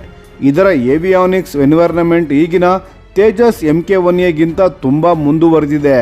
ಹಾಗಾಗಿ ಇದಕ್ಕೆ ಒಂದು ಅತ್ಯಾಧುನಿಕ highly capable mission data system ಬೇಕು. LTTS ಫೇಸ್ 1ನಲ್ಲಿ ಮಾಡಲಿರೋ ಕೆಲಸಗಳನ್ನು ಒಂದೊಂದಾಗಿ ನೋಡೋಣ ಬನ್ನಿ. ಮೊದಲನೆಯದು ಥ್ರೆಟ್ ಲೈಬ್ರರಿ ಮ್ಯಾನೇಜ್ಮೆಂಟ್. ಶತ್ರುಗಳ radars, surface to air missile systems, hostile aircraft ಇವೆಲ್ಲದರ ಎಲೆಕ್ಟ್ರಾನಿಕ್ ಸಿಗ್ನೇಚರ್ಗಳನ್ನು ಕಂಪೈಲ್ ಮಾಡಿ, ಅಪ್ಡೇಟ್ ಮಾಡಿ, ಪ್ರೊಸೆಸ್ ಮಾಡೋ ಒಂದು ಅಡ್ವಾನ್ಸ್ಡ್ ಡೇಟಾಬೇಸ್ LTTS ತಯಾರಿಸುತ್ತೆ. ಈ ಡೇಟಾಬೇಸ್ ಇದರಿಂದ ತೇಜಸ್ LCA MK2ನ ಎಲೆಕ್ಟ್ರಾನಿಕ್ ವಾರ್ಫೇರ್ ಸೂಟ್ಗೆ ರಿಯಲ್ ಟೈಮ್ನಲ್ಲಿ ಯಾವ ಥ್ರೆಟ್ ಎಷ್ಟು ಅಪಾಯಕಾರಿ ಅಂತ ಐಡೆಂಟಿಫೈ ಮಾಡಿ, ಕ್ಲಾಸಿಫೈ ಮಾಡಿ, ಪ್ರಿಯಾರಿಟೈಸ್ ಮಾಡಿ ರೆಸ್ಪಾಂಡ್ ಮಾಡಲು ಸಾಧ್ಯವಾಗುತ್ತದೆ. ಇದು ಪೈಲಟ್ನ ಜೀವ ಉಳಿಸೋ ವ್ಯವಸ್ಥೆ. ಎರಡನೆಯದು sensor fusion configuration. Tejas LCA MK2ನಲ್ಲಿ ನಮ್ಮ ಸ್ವದೇಶಿ Uttam AESA radar, infrared search and track ಅಂದರೆ IRST ಸಿಸ್ಟಮ್ ಮತ್ತು ಇನ್ನಿತರ ಸೆನ್ಸಾರ್ಗಳು ಇರುತ್ತವೆ. ಈ ಎಲ್ಲ ಸೆನ್ಸಾರ್ಗಳನ್ನು ಕೋರ್ಡಿನೇಟ್ ಮಾಡಿ ಒಂದು ಯೂನಿಫೈಡ್ ಅಕ್ಯುರೇಟ್ ಟ್ಯಾಕ್ಟಿಕಲ್ ಪಿಕ್ಚರ್ ಪೈಲಟ್ಗೆ ಕೊಡೋದು MDPSನ ಕೆಲಸ. ಇದರಿಂದ ಪೈಲಟ್ ಮೇಲೆ ವರ್ಕ್ಲೋಡ್ ಕಡಿಮೆ ಆಗುತ್ತದೆ, ಸಿಚುಯೇಷನಲ್ ಅವೇರ್ನೆಸ್ ತುಂಬ ಇಂಪ್ರೂವ್ ಆಗುತ್ತದೆ. ಮೂರನೆಯದು ವೆಪನ್ ಪ್ಯಾರಾಮೀಟರೈಸೇಷನ್. ಇದು ತುಂಬ ಇಂಟರೆಸ್ಟಿಂಗ್. ತೇಜಸ್ LCA MK2 ಮೇಲೆ ಇಂಟಿಗ್ರೇಟ್ ಆಗಲಿರೋ ಪ್ರತಿ ವೆಪನ್ಗಳನ್ನು ಮಿಷನ್ಗೆ ತಕ್ಕಂತೆ ಪ್ರೋಗ್ರಾಮ್ ಮಾಡಬೇಕಾಗುತ್ತದೆ. ಭವಿಷ್ಯದಲ್ಲಿ Astra beyond visual range, air to air missile, BrahMos NG air launched cruise missile ಮತ್ತು ರುದ್ರಮ್ ಆಂಟಿ ರೇಡಿಯೇಷನ್ ಮಿಸೈಲ್ ಇವೆಲ್ಲವನ್ನ ಇಂಟಿಗ್ರೇಟ್ ಮಾಡಲು MDPS ಸಪೋರ್ಟ್ ಕೊಡುತ್ತೆ.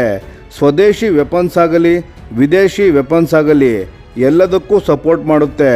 ನಾಲ್ಕನೆಯದು route and tactical planning. Mission planners ಮತ್ತು ಪೈಲಟ್ಸ್ಗಳಿಗೆ ಒಂದು ಅಡ್ವಾನ್ಸ್ ಪ್ಲಾನಿಂಗ್ ಕೇಪಬಿಲಿಟಿಯನ್ನು ಕೊಡಲಾಗುತ್ತದೆ.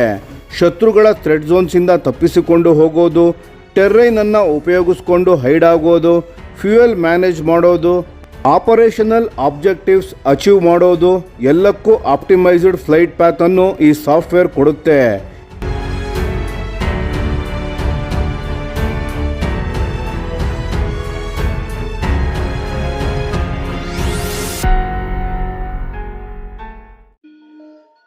ಇನ್ನು ಎಲೆಕ್ಟ್ರಾನಿಕ್ ವಾರ್ಫೇರ್ನ ವಿಷಯಕ್ಕೆ ಬರೋಣ.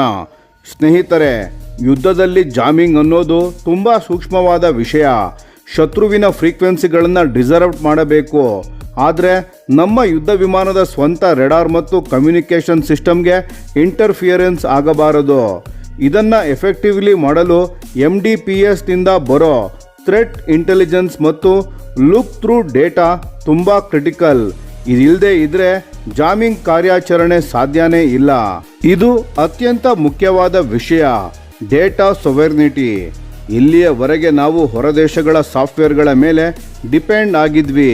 ಪ್ರತಿ ಬಾರಿ ಥ್ರೆಟ್ ಲೈಬ್ರರಿ ಅಪ್ಡೇಟ್ ಮಾಡಲು, ಹೊಸ ವೆಪನ್ಗಳನ್ನು ಇಂಟಿಗ್ರೇಟ್ ಮಾಡಲು ಆ ವಿದೇಶಿ OEMನ ಪರ್ಮಿಷನ್ ಬೇಕಾಗ್ತಿತ್ತು.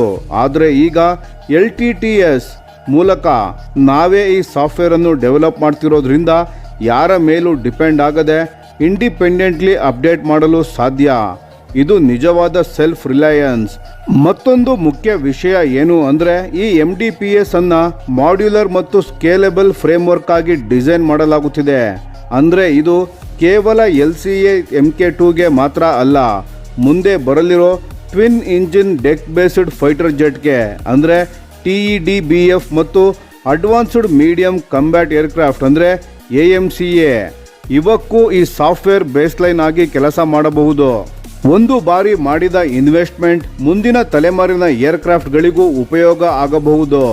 ಇದು ತುಂಬಾ ಸ್ಮಾರ್ಟ್ ಅಪ್ರೋಚ್. LTTS ಈ ಸಾಫ್ಟ್ವೇರ್ ಅನ್ನ DO 178C ಸರ್ಟಿಫಿಕೇಶನ್ ಸ್ಟ್ಯಾಂಡರ್ಡ್ಗೆ ತಕ್ಕಂತೆ ಡೆವಲಪ್ ಮಾಡಲಿದೆ.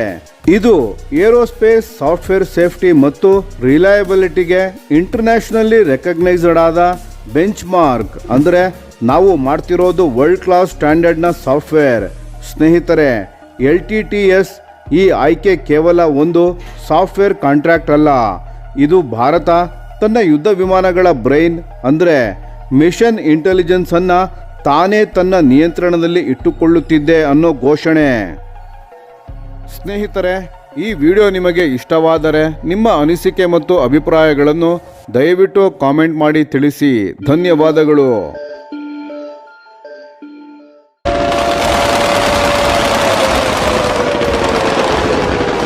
ನಮಸ್ಕಾರ ಸ್ನೇಹಿತರೆ, ಸ್ವಾಗತ ನಮ್ಮ ಚಾನಲ್ಗೆ. ಭಾರತೀಯ ಸೇನೆ ತನ್ನ ವಾಯು ರಕ್ಷಣಾ ವ್ಯವಸ್ಥೆಯನ್ನು ಸಂಪೂರ್ಣವಾಗಿ ಬದಲಾಯಿಸಲು ಹೊರಟಿದೆ. ಅದು ಸಾಮಾನ್ಯ ಅಪ್ಗ್ರೇಡ್ ಅಲ್ಲ, ಇದು ಒಂದು ದೊಡ್ಡ ಲೀಪ್. ಹಾಗಾದರೆ ಏನು ಬದಲಾಗ್ತಿದೆ, ಯಾಕೆ ಬದಲಾಗ್ತಿದೆ ಅನ್ನೋದನ್ನು ಸ್ಪಷ್ಟವಾಗಿ ನೋಡೋಣ. ಭಾರತೀಯ ಸೇನೆ ಇವತ್ತು 2 ಹಳೆ ಆಂಟಿ ಏರ್ಕ್ರಾಫ್ಟ್ ಗನ್ ಸಿಸ್ಟಮ್ಗಳನ್ನು ಬಳಸುತ್ತಿದೆ. ಒಂದು ಸೋವಿಯತ್ ಕಾಲದ ZU-23, ಇನ್ನೊಂದು ಸ್ವೀಡಿಷ್ ಮೂಲದ ಬೋಫೋರ್ಸ್ L-70. ಒಟ್ಟು ಸೇರಿ 2000ಕ್ಕೂ ಹೆಚ್ಚು ಇಂತಹ ಹಳೆಯ ಗನ್ಗಳು ಸೇನೆಯಲ್ಲಿ ಇವೆ. ಈ L-70 ಅಂತೂ ದಶಕಗಳಿಂದ ಭಾರತದ ಲೋ ಲೆವೆಲ್ ಏರ್ ಸ್ಪೇಸ್ ರಕ್ಷಣೆಯ ಬೆನ್ನೆಲುಬಾಗಿ ನಿಂತಿದೆ. ಆದರೆ ಸಮಸ್ಯೆ ಏನು ಅಂದರೆ ಇವು ಈಗಿನ ಬೆದರಿಕೆಗಳನ್ನು ತಡೆಯೋಕೆ ಸಾಕಾಗುತ್ತಿಲ್ಲ. ಯುದ್ಧ ಬದಲಾಗಿದೆ, ಆಕಾಶದ ಅಪಾಯ ಬದಲಾಗಿದೆ, ಹಾಗಾಗಿ ಗನ್ ಕೂಡ ಬದಲಾಗಲೇಬೇಕು. ಇದಕ್ಕೆ ಬದಲಿಯಾಗಿ ಬರ್ತಿರೋದು ಮುಂದಿನ ತಲೆಮಾರಿನ next generation air defence gun system ಅಂದರೆ ADGS. ಮೊದಲ ಹಂತದಲ್ಲಿ ಸರಿಸುಮಾರು 220 ಹೊಸ ಟೊವುಡ್ ಗನ್ ಪ್ಲಾಟ್ಫಾರ್ಮ್ಗಳನ್ನು ತರಿಸಿಕೊಳ್ಳಲು ಸೇನೆ ಯೋಜನೆ ಹಾಕಿಕೊಂಡಿದೆ. ಇದು ನೇರವಾಗಿ L-70ಯ ಜಾಗವನ್ನು ತುಂಬಲಿದೆ. ಮತ್ತು ಮಹತ್ವದ ಸಂಗತಿ ಏನು ಅಂದರೆ ಈ ಪ್ರೊಕ್ಯೂರ್ಮೆಂಟ್ ಭಾರತದ ಮೇಕ್ ಇನ್ ಇಂಡಿಯಾ ದಿಕ್ಕಿನಲ್ಲಿಯೇ ಸಾಗಲಿದೆ.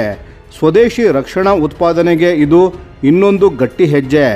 ಈ ಸಿಸ್ಟಮ್ ಈಗ ರಿಗರಸ್ ಟೆಸ್ಟಿಂಗ್ನ ಹಂತದಲ್ಲಿದೆ ಮತ್ತು ಮುಖ್ಯ ಎವ್ಯಾಲ್ಯೂಯೇಷನ್ಗಳು ಸುಮಾರು ಜುಲೈ 2020ರ ಆಸುಪಾಸಿನಲ್ಲಿ ನಡೆಯಲಿದೆ. ಈಗ ಯಾಕೆ ಈ ಬದಲಾವಣೆ ಇಷ್ಟು ಅರ್ಜೆಂಟ್ ಆಯಿತು ಅನ್ನೋದನ್ನು ಅರ್ಥ ಮಾಡಿಕೊಳ್ಳೋಣ. ಇತ್ತೀಚಿನ ವರ್ಷಗಳಲ್ಲಿ ಜಾಗತಿಕ ಸಂಘರ್ಷಗಳನ್ನು ನೋಡಿದರೆ ಒಂದು ವಿಷಯವು ಸ್ಪಷ್ಟವಾಗಿ ಕಾಣುತ್ತದೆ. ಅಗ್ಗದ ಡ್ರೋನ್ಗಳು ಮತ್ತು ಲಾಯ್ಟರಿಂಗ್ ಮ್ಯುನಿಷನ್ಸ್ಗಳು ಯುದ್ಧ ಭೂಮಿಯ ಮೇಲೆ ಸಂಪೂರ್ಣ ಹಿಡಿತ ಸಾಧಿಸುತ್ತವೆ. 2025ರಲ್ಲಿ ಭಾರತ ಪಾಕಿಸ್ತಾನದ ಗಡಿ ಉದ್ವಿಗ್ನತೆ ಸಹ ಇದನ್ನು ಮತ್ತಷ್ಟು ಬಲವಾಗಿ ತೋರಿಸಿಕೊಟ್ಟಿದೆ. ಯೋಚನೆ ಮಾಡಿ, $20,000 ಬೆಲೆಯ ಒಂದು ಚಿಕ್ಕ ಕಾಮಿಕಾಜೆ ಡ್ರೋನನ್ನು ನಾಶ ಮಾಡೋಕ್ಕೆ ಕೋಟ್ಯಾಂತರ ರೂಪಾಯಿ ಬೆಲೆ ಬಾಳೋ ಮಿಸೈಲ್ಗಳನ್ನು ಉಡಾಯಿಸೋದು ಎಷ್ಟು ಪ್ರಾಕ್ಟಿಕಲ್. ಇದು ಯಾವುದೇ ದೇಶಕ್ಕೆ ಆರ್ಥಿಕವಾಗಿ ಒಳ್ಳೆಯದಲ್ಲ. ಹಾಗಾಗಿ ಈಗ ಮಿಲಿಟರಿ ಪ್ಲ್ಯಾನರ್ಸ್ ಮತ್ತು ಕೆನಾನ್ ಬೇಸ್ಡ್ ರಕ್ಷಣೆಯ ಕಡೆ ತಿರುಗುತ್ತಿದ್ದಾರೆ. ಇದು ಅಗ್ಗ, ಸುಸ್ಥಿರ ಮತ್ತು ಹೈ ವಾಲ್ಯೂಮ್ ಬೆದರಿಕೆಗಳನ್ನು ಎದುರಿಸೋಕೆ ಹೆಚ್ಚು ಪರಿಣಾಮಕಾರಿ. ಈಗ ADGS ಯಾಕೆ ಅಷ್ಟು ಸ್ಪೆಷಲ್ ಅನ್ನೋದನ್ನು ನೋಡೋಣ. ಇಲ್ಲಿ ಬರೀ ಗನ್ನಲ್ಲ, ಮಹತ್ವದ್ದು ಅಮ್ಯುನೇಷನ್ ಅಂದರೆ ಬಳಸೋ ಗುಂಡುಗಳು ಅಸಲಿ ಗೇಮ್ ಚೇಂಜರ್. ADGS 35mm ಅಥವಾ 40 ಎಂಎಂನ ಪ್ರೋಗ್ರಾಮೆಬಲ್ ಫ್ರಾಗ್ಮೆಂಟೇಷನ್ ರೌಂಡ್ಸ್ಗಳನ್ನು ಬಳಸಲಿದೆ. ಈ ಸ್ಮಾರ್ಟ್ ಗುಂಡುಗಳಲ್ಲಿ ಅತ್ಯಾಧುನಿಕ ಪ್ರೋಗ್ರಾಮೆಬಲ್ ಫ್ಯೂಸಸ್ ಇರುತ್ತವೆ. ಅಂದರೆ ಹೀಗೆ ಗುಂಡು ಹಾರಿ ಹೋಗ್ತಿರೋ ಹಂತದಲ್ಲಿ ಸಿಸ್ಟಮ್ ಲೆಕ್ಕ ಹಾಕುತ್ತದೆ ಯಾವ ಮಿಲಿಸೆಕೆಂಡ್ನಲ್ಲಿ ಸ್ಫೋಟ ಆಗಬೇಕು ಅಂತ. ಆ ಗುಂಡು ಟಾರ್ಗೆಟ್ ತಲುಪೋ ಮುನ್ನ ಅದರ ಎದುರಿಗೆ ಸ್ಫೋಟವಾಗಿ ಒಂದು ಭಾರೀ ಶಾರ್ಪ್ನರ್ಡ್ ಕ್ಲೌಡನ್ನು ಸೃಷ್ಟಿಸಿ ಡ್ರೋನ್ ಅಥವಾ ಮಿಸೈಲನ್ನು ನಾಶ ಮಾಡುತ್ತದೆ. ಈ ಏರ್ ಬರ್ಸ್ಟ್ ಕೆಪಬಿಲಿಟಿ ಇರೋ ಕಾರಣ ವೇಗವಾಗಿ ಹಾರಾಡೋ ಚಿಕ್ಕ ಗಾತ್ರದ ಟಾರ್ಗೆಟ್ಗಳನ್ನು ಕೂಡ ನಿಖರವಾಗಿ ನಾಶ ಮಾಡೋ ಸಾಮರ್ಥ್ಯ ಈ ಸಿಸ್ಟಮ್ಗೆ ಇದೆ. ಇದು ಹಳೆಯ ಏಮಿಂಗ್ ಟೆಕ್ನಿಕ್ಸ್ಗಿಂತ ಮಿಲಿಯನ್ ಪಟ್ಟು ಹೆಚ್ಚು ಪರಿಣಾಮಕಾರಿ. ಭಾರತದ ವಾಯುರಕ್ಷಣೆಯ ಜಾಲ ಒಂದು ಲೇಯರ್ಡ್ ಆರ್ಕಿಟೆಕ್ಚರ್ನ ಮೇಲೆ ನಿಂತಿದೆ ಅಂತ ನಿಮಗೆ ಗೊತ್ತಿರಬಹುದು. ದೂರದ ಬೆದರಿಕೆಗಳನ್ನು S-400 ಟ್ರಯಂಫ್ ನಿಭಾಯಿಸುತ್ತದೆ. ಮಧ್ಯಮ ಅಂತರದ ರಕ್ಷಣೆಗೆ ನಮ್ಮ ಸ್ವದೇಶಿ ಆಕಾಶ್ ಮಿಸೈಲ್ ಇದೆ. ಆದರೆ ಈ ಎರಡನ್ನೂ ದಾಟಿ ಒಂದು ಡ್ರೋನ್ ಅಥವಾ ಕ್ರೂಸ್ ಮಿಸೈಲ್ ಒಳಗೆ ಬಂದರೆ ಆ ಕ್ಷಣ ADGS ಕೆಲಸ ಮಾಡುತ್ತದೆ. ಇದು ಅಂತಿಮ ಹಾರ್ಡ್ ಕಿಲ್ ರಕ್ಷಣಾ ಗೋಡೆ. ನಮ್ಮ ಮಿಲಿಟರಿ ಬೇಸ್ಗಳು, ಸೇನಾ ಶಿಬಿರಗಳು ಮತ್ತು ಸ್ಟ್ರಾಟಜಿಕ್ ಇನ್ಫ್ರಾಸ್ಟ್ರಕ್ಚರನ್ನು ಕಾಪಾಡೋ ಕೊನೆಯ ಭದ್ರಕೋಟೆ. ಇನ್ನೊಂದು ಮಹತ್ವದ ವಿಷಯ, ಈ ADGSಗಳನ್ನು ಪ್ರಾಜೆಕ್ಟ್ ಆಕಾಶ್ಟಿರ್ನಂತಹ ಆಟೋಮೇಟೆಡ್ ಕಮಾಂಡ್ ಆ್ಯಂಡ್ ಕಂಟ್ರೋಲ್ ನೆಟ್ವರ್ಕ್ಗೆ ನೇರ ಸಂಪರ್ಕಿಸಬಹುದು. ಮಾತ್ರವಲ್ಲದೆ ಈ ಗನ್ ಸಿಸ್ಟಮ್ಗಳಿಗೆ ತನ್ನದೇ ಆದ ಎಲೆಕ್ಟ್ರೋ ಆಪ್ಟಿಕಲ್ ಟ್ರ್ಯಾಕಿಂಗ್ ಸೆನ್ಸಾರ್ ಇವೆ. ಅಂದರೆ ಎಕ್ಸ್ಟರ್ನಲ್ ರೆಡಾರ್ ಇಲ್ಲದಿದ್ದರೂ ಎಲೆಕ್ಟ್ರಾನಿಕ್ ವಾರ್ಫೇರ್ ಮಾಡಿ ಸೆಂಟ್ರಲ್ ರೆಡಾರ್ಗಳನ್ನು ಜಾಮ್ ಮಾಡಿದರೂ ಈ ಸಿಸ್ಟಮ್ ಸ್ವತಂತ್ರವಾಗಿ ಶತ್ರುವಿನ ಟಾರ್ಗೆಟ್ ಪತ್ತೆ ಮಾಡಿ ಲಾಕ್ ಮಾಡಿ ಹೊಡೆದುರುಳಿಸೋ ಸಾಮರ್ಥ್ಯವನ್ನು ಹೊಂದಿದೆ. Low level light weight radar LLR ನಿಂದ ಟಾರ್ಗೆಟ್ ಡೇಟಾ ಕೂಡ ಪಡೆದುಕೊಳ್ಳಬಲ್ಲದು. ಆದರೆ ಬಾಹ್ಯ ಸಹಾಯ ಇಲ್ಲದಿದ್ದರೂ ಇದು ಯುದ್ಧ ಮಾಡಬಲ್ಲದು. ಇದೇ ಇದರ ನಿಜವಾದ ತಾಕತ್ತು. ಗೆಳೆಯರೇ, ಭಾರತೀಯ ಸೇನೆ ಇವತ್ತಿನ ಡ್ರೋನ್ ಯುದ್ಧದ ಸವಾಲನ್ನು ಅರ್ಥ ಮಾಡಿಕೊಂಡಿದೆ ಮತ್ತು ಅದಕ್ಕೆ ತಕ್ಕ ಉತ್ತರವನ್ನು ಕಂಡುಕೊಳ್ಳುತ್ತಿದೆ. ADGS ಕೇವಲ ಒಂದು ಹೊಸ ಗನ್ ಅಲ್ಲ, ಇದು ಭವಿಷ್ಯದ ಯುದ್ಧ ಭೂಮಿಗೆ ನಮ್ಮ ಸಿದ್ಧತೆಯ ಸಂಕೇತ.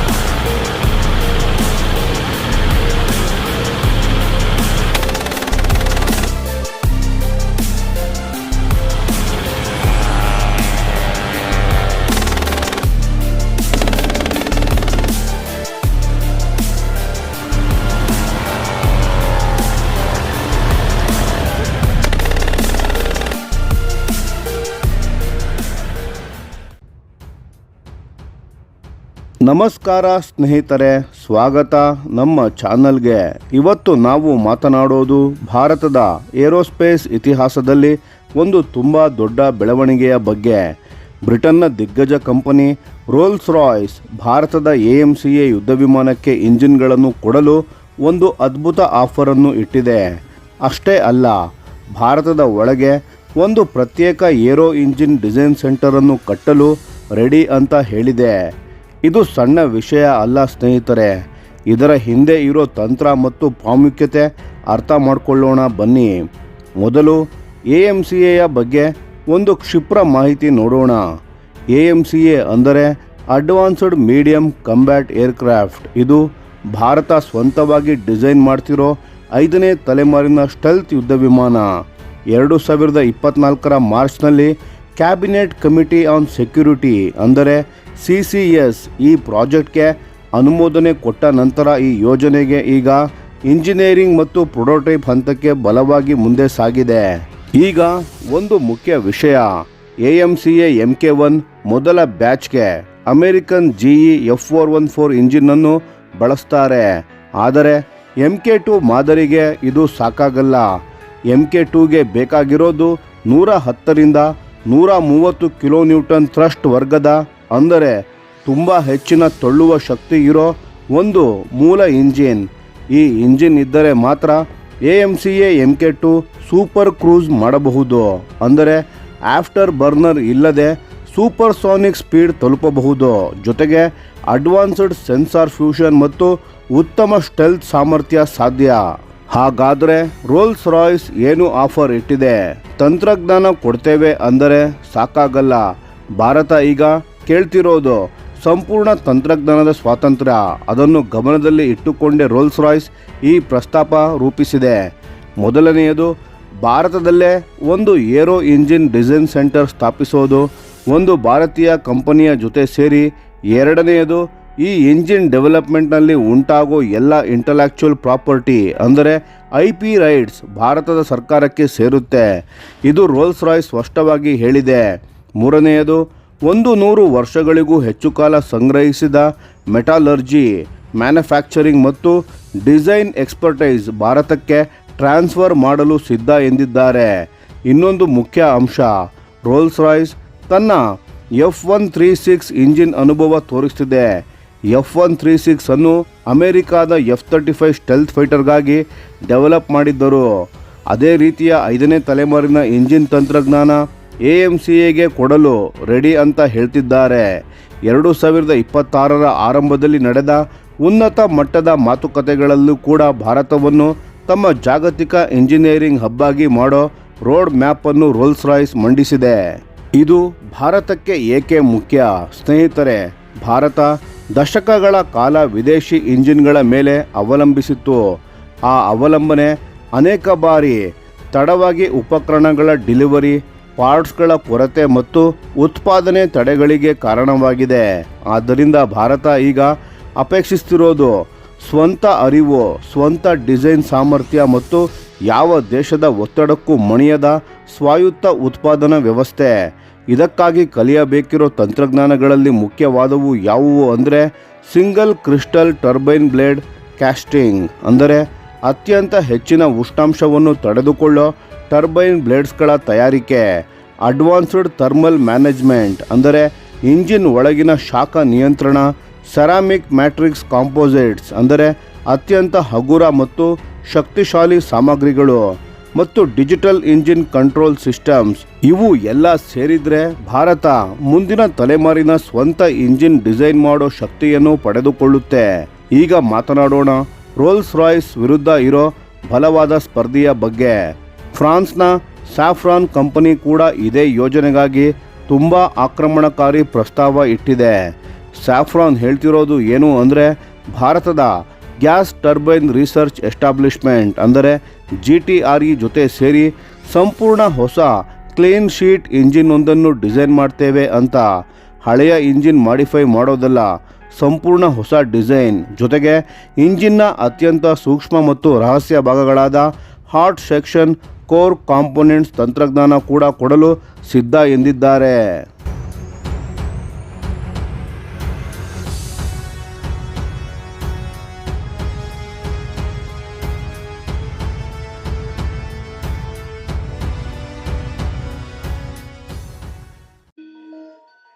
ಸ್ಯಾಫ್ರಾನ್ ಕಂಪನಿ ಈಗಾಗಲೇ ಭಾರತೀಯ ವಾಯುಪಡೆಗೆ ತಳಹದಿ ಹಾಕಿದೆ. ರಫೇಲ್ ಯುದ್ಧ ವಿಮಾನಗಳಿಗೆ M88 ಇಂಜಿನ್ ಕೊಡ್ತಿರೋದು ಸ್ಯಾಫ್ರಾನ್ ಕಂಪನಿ. ಅದೇ ರೀತಿ ರೋಲ್ಸ್ ರಾಯ್ಸ್ ಕೂಡ ಭಾರತದೊಂದಿಗೆ ಹಳೆಯ ಸಂಬಂಧವನ್ನು ಹೊಂದಿದೆ. SEPECAT ಜಾಗ್ವಾರ್ ಸ್ಟ್ರೈಕ್ ಫೈಟರ್ ಜೆಟ್ಗಳಿಗೆ ಇಂಜಿನ್ ಪೂರೈಸಿದ್ದು ರೋಲ್ಸ್ ರಾಯ್ಸ್. ಹಾಗಾಗಿ ಇಬ್ಬರು ಸ್ಪರ್ಧಿಗಳಿಗೂ ಭಾರತದ ಸೇನಾ ವ್ಯವಸ್ಥೆಯೊಂದಿಗೆ ಆಳವಾದ ಸಂಬಂಧ ಇದೆ. ಮುಂದೆ ಏನಾಗಬಹುದು? ಸ್ನೇಹಿತರೆ, ರಕ್ಷಣಾ ಸಚಿವಾಲಯ ಈ ಎರಡೂ ಪ್ರಸ್ತಾವನೆಗಳನ್ನು ಸೂಕ್ಷ್ಮವಾಗಿ ಪರಿಶೀಲಿಸುತ್ತಿದೆ. ಯಾವ ಕಂಪನಿ ಆಯ್ಕೆ ಆಗುತ್ತದೆ ಅನ್ನೋದು ಮುಂದಿನ 16 ವರ್ಷಗಳ ಕಾಲ ಭಾರತದ ವಾಯುಸೇನೆ ಮತ್ತು ಏರೋಸ್ಪೇಸ್ ಉದ್ಯಮದ ದಿಕ್ಕನ್ನು ನಿರ್ಧರಿಸುತ್ತದೆ. ಕೇವಲ ಒಂದು ಉತ್ತಮ ಇಂಜಿನ್ ಕೊಡೋದು ಮಾತ್ರ ಸಾಕಾಗಲ್ಲ. ಭಾರತ ಅಪೇಕ್ಷಿಸುತ್ತಿರೋದು ಮುಂದೆ ಯಾವ ದೇಶದ ಸಪ್ಲೈ ಚೈನ್ ಮೇಲೂ ಅವಲಂಬಿಸದೆ ಸಂಪೂರ್ಣ ಆತ್ಮನಿರ್ಭರ ಇಂಜಿನ್ ತಂತ್ರಜ್ಞಾನದ ಸಾಮರ್ಥ್ಯ. ಇದೊಂದು ತಂತ್ರಜ್ಞಾನದ ಒಪ್ಪಂದ ಮಾತ್ರ ಅಲ್ಲ, ಇದು ಭಾರತದ ಏರೋ ಡಿಸೈನ್ನ ಭವಿಷ್ಯದ ಅಡಿಪಾಯ. ಈ ವಿಷಯ ನಿಮಗೆ ಹೇಗನಿಸಿತು ಸ್ನೇಹಿತರೆ? ರೋಲ್ಸ್ ರಾಯ್ಸ್ ಗೆಲ್ಲಬೇಕು ಅಂತ ಅನಿಸ್ತಿದೆಯಾ ಅಥವಾ ಸ್ಯಾಫ್ರಾನ್ ಕಂಪನಿ ಬಂದರೆ ಒಳ್ಳೆಯದು ಅಂತ ಅನಿಸ್ತಿದೆಯಾ? ಕಮೆಂಟ್ನಲ್ಲಿ ತಿಳಿಸಿ. ಧನ್ಯವಾದಗಳು.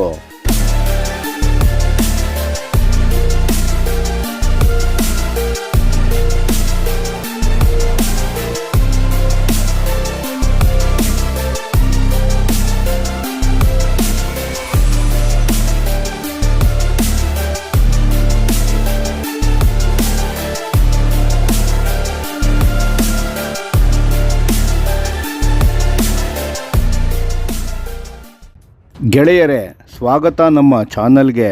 ಭಾರತದ ಮಿಲಿಟರಿ ಇತಿಹಾಸದಲ್ಲಿ ಒಂದು ಐತಿಹಾಸಿಕ ಬದಲಾವಣೆ ನಡೆಯುತ್ತಿದೆ. ಅದೇನಪ್ಪ ಅಂದರೆ, ಭಾರತ ಈಗ ಒಂದು ಹೊಸ ಮಿಲಿಟರಿ ಕಮಾಂಡನ್ನು ರಚಿಸಲು ತಯಾರಿ ನಡೆಸುತ್ತಿದೆ. ಅದರ ಹೆಸರು ಇಂಟಿಗ್ರೇಟೆಡ್ ರಾಕೆಟ್ ಫೋರ್ಸ್, ಅಂದರೆ IRF ಅಂತ. ಈ IRF ಅನ್ನೋದು ಸಾಮಾನ್ಯ ಮಿಲಿಟರಿ ಯೂನಿಟ್ ಅಲ್ಲ. ಇದು ಆರ್ಮಿ, ನೇವಿ ಮತ್ತು ಏರ್ ಫೋರ್ಸ್ ಈ ಮೂರು ಪಡೆಗಳ ಕನ್ವೆನ್ಷನಲ್ ಲಾಂಗ್ ರೇಂಜ್ ಸ್ಟ್ರೈಕ್ ಸಾಮರ್ಥ್ಯಗಳನ್ನು ಒಂದೇ ಸೂರಿನಡಿ ತರುವ ಒಂದು ಟ್ರೈ ಸರ್ವಿಸ್ ಕಮಾಂಡ್ ಆಗಿರುತ್ತದೆ. ಈ ಐಡಿಯಾ ಯಾಕೆ ಬಂತು ಅಂತ ನೋಡಿದರೆ, ಮೇ 2025ರಲ್ಲಿ ನಡೆದ ಆಪರೇಷನ್ ಸಿಂಧೂರ್ ಒಂದು ದೊಡ್ಡ ಟರ್ನಿಂಗ್ ಪಾಯಿಂಟ್ ಆಯಿತು. ಈ ಆಪರೇಷನ್ನಲ್ಲಿ ಭಾರತ ಅತ್ಯಂತ ನಿಖರವಾದ ಪ್ರಿಸಿಷನ್ ಸ್ಟ್ರೈಕ್ಸ್ಗಳನ್ನು ನಡೆಸಿ ಅದ್ಭುತ ಫಲಿತಾಂಶವನ್ನು ಪಡೆಯಿತು. ಅದೇ ಯಶಸ್ಸು ಈ ಹೊಸ ರಚನೆಗೆ ದಿಕ್ಕನ್ನು ತೋರಿಸಿತು. ಮೊದಲೆಲ್ಲ ಈ ರಾಕೆಟ್ ಫೋರ್ಸನ್ನು ಕೇವಲ ಆರ್ಮಿ ಅಡಿಯಲ್ಲಿ ಇಡಬೇಕು ಅಂತ ಮಾತನಾಡಲಾಗ್ತಿತ್ತು. ಆದರೆ ಈಗ ಅಂತಿಮ ನಿರ್ಧಾರ ಏನು ಅಂದರೆ, ಇದು ಮೂರೂ ಪಡೆಗಳಿಗೆ ಸೇರಿದ ಜಾಯಿಂಟ್ ಕಮಾಂಡ್ ಆಗಿರಬೇಕು ಅಂತ. ಇದರ ಮುಖ್ಯಸ್ಥರು ನೇರವಾಗಿ ಚೀಫ್ ಆಫ್ ಡಿಫೆನ್ಸ್ ಸ್ಟಾಫ್ ಅಂದರೆ CDSಗೆ ವರದಿ ಮಾಡ್ತಾರೆ.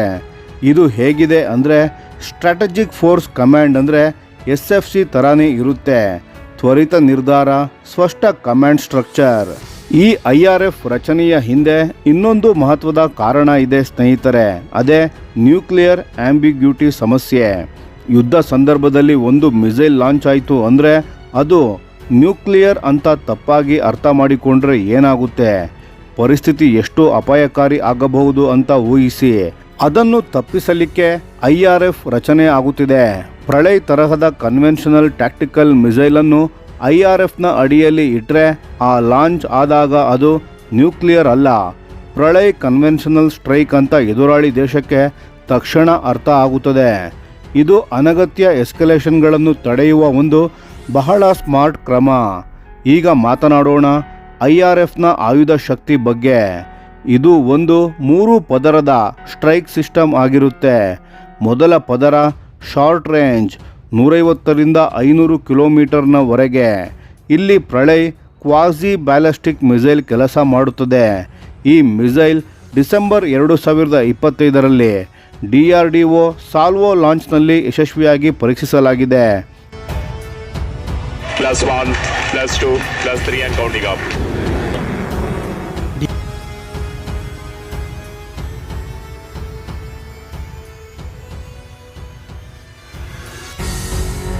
ಮಿನಿಸ್ಟ್ರಿ ಆಫ್ ಡಿಫೆನ್ಸ್ ಈಗಾಗಲೇ ಆರ್ಮಿ ಮತ್ತು ಏರ್ ಫೋರ್ಸ್ಗಾಗಿ 100 ಪ್ರಳಯ್ ಯೂನಿಟ್ಸ್ಗಳ ಖರೀದಿಗೆ ಅನುಮತಿ ನೀಡಿದೆ. ಮೊದಲ ಪ್ರಳಯ್ ರೆಜಿಮೆಂಟ್ 2026 ಮತ್ತು 27ರ ವೇಳೆಗೆ IRFನಲ್ಲಿ ಸೇರ್ಪಡೆ ಆಗಲಿದೆ. ಎರಡನೇ ಪದರ ಮೀಡಿಯಂ ಟು ಲಾಂಗ್ ರೇಂಜ್ 450ರಿಂದ 1000 ಕಿಲೋಮೀಟರ್ನವರೆಗೆ. ಇಲ್ಲಿ ನಿರ್ಭಯ್ ಕ್ರೂಸ್ ಮಿಸೈಲ್ ಮತ್ತು ಬ್ರಹ್ಮೋಸ್ ಎಕ್ಸ್ಟೆಂಡೆಡ್ ರೇಂಜ್ ಮಿಸೈಲ್ಗಳು ಕಾರ್ಯನಿರ್ವಹಿಸುತ್ತವೆ. ಬ್ರಹ್ಮೋಸ್ನ ಬಗ್ಗೆ ಹೇಳಬೇಕಂದ್ರೆ, ಆಪರೇಷನ್ ಸಿಂಧೂರ್ನಲ್ಲಿ ಇದು ನೇರ ಯುದ್ಧ ಪರಿಸ್ಥಿತಿಯಲ್ಲಿ ತನ್ನ ಅದ್ಭುತ ಪ್ರಿಸಿಷನ್ ಮತ್ತು ಕಂಬ್ಯಾಟ್ ಮೆಚುರಿಟಿಯನ್ನು ಸಾಬೀತು ಮಾಡಿದೆ. ಇದು ಭಾರತದ ಕನ್ವೆನ್ಷನಲ್ ಡಿಟರೆನ್ಸ್ನ ಬೆನ್ನೆಲುಬು ಕೂಡ ಆಗಿದೆ. ಮೂರನೇ ಪದರ ಸ್ಮಾರ್ಟ್ ಅಸೆಟ್ಸ್ 50ರಿಂದ 150 ಕಿಲೋಮೀಟರ್ ವ್ಯಾಪ್ತಿಯಲ್ಲಿ. ಇಲ್ಲಿ ಅಡ್ವಾನ್ಸ್ಡ್ ಡ್ರೋನ್ ಸ್ವಾರ್ಮ್ಸ್ ಮತ್ತು ಲಾಯ್ಟರಿಂಗ್ ಮ್ಯುನಿಷನ್ಸ್ಗಳು ಬಳಕೆ ಆಗುತ್ತವೆ. ಇವು ಶತ್ರುಗಳ ಪ್ರದೇಶಕ್ಕೆ ಆಳವಾಗಿ ನುಗ್ಗಿ ಅಲ್ಲಿ ಸುತ್ತಾಡಿ ಶತ್ರುವಿನ mobile command vehicles, radar installations ಮತ್ತು ಉಳಿದ ಏರ್ ಡಿಫೆನ್ಸ್ ಸಿಸ್ಟಮ್ಸ್ಗಳನ್ನು ಆಟೋನಮಸ್ಲಿ ಹಂಟ್ ಮಾಡುತ್ತವೆ. ಇವು ಮಿಸೈಲ್ ಸ್ಟ್ರೈಕ್ಸ್ನ ನಂತರ ಉಳಿದ ಟಾರ್ಗೆಟ್ಸ್ಗಳನ್ನು ಮುಗಿಸುವ ಒಂದು ಕ್ರಿಟಿಕಲ್ ಮಾಪ್-ಅಪ್ ಲೇಯರ್ ಥರ ಕಾರ್ಯನಿರ್ವಹಿಸುತ್ತವೆ. ಹೈ ಎಂಡ್ಯೂರೆನ್ಸ್ ಮತ್ತು ರ್ಯಾಮ್ಜೆಟ್ ಪವರ್ಡ್ ಲಾಯ್ಟರಿಂಗ್ ಸಿಸ್ಟಮ್ಸ್ಗಳನ್ನು ಡೆವಲಪ್ ಮಾಡಲು ಡೊಮೆಸ್ಟಿಕ್ ಪ್ರೊಡಕ್ಷನ್ಸ್ಗಳು ಗಣನೀಯವಾಗಿ ವೇಗ ಪಡೆದಿದೆ. ಈ IRFನ ವಿನ್ಯಾಸ ಮತ್ತು ಡಾಕ್ಟರಿನ್ಗಳನ್ನು ರಚಿಸುವಾಗ ಈಸ್ಟರ್ನ್ ಯುರೋಪ್, ಮಿಡಲ್ ಈಸ್ಟ್ನ ಯುದ್ಧಗಳಿಂದ ಮತ್ತು ಭಾರತದ ಸ್ವಂತ ಬಾರ್ಡರ್ ಎಕ್ಸ್ಪೀರಿಯನ್ಸ್ನಿಂದ ಪಾಠ ಕಲಿಯಲಾಗಿದೆ.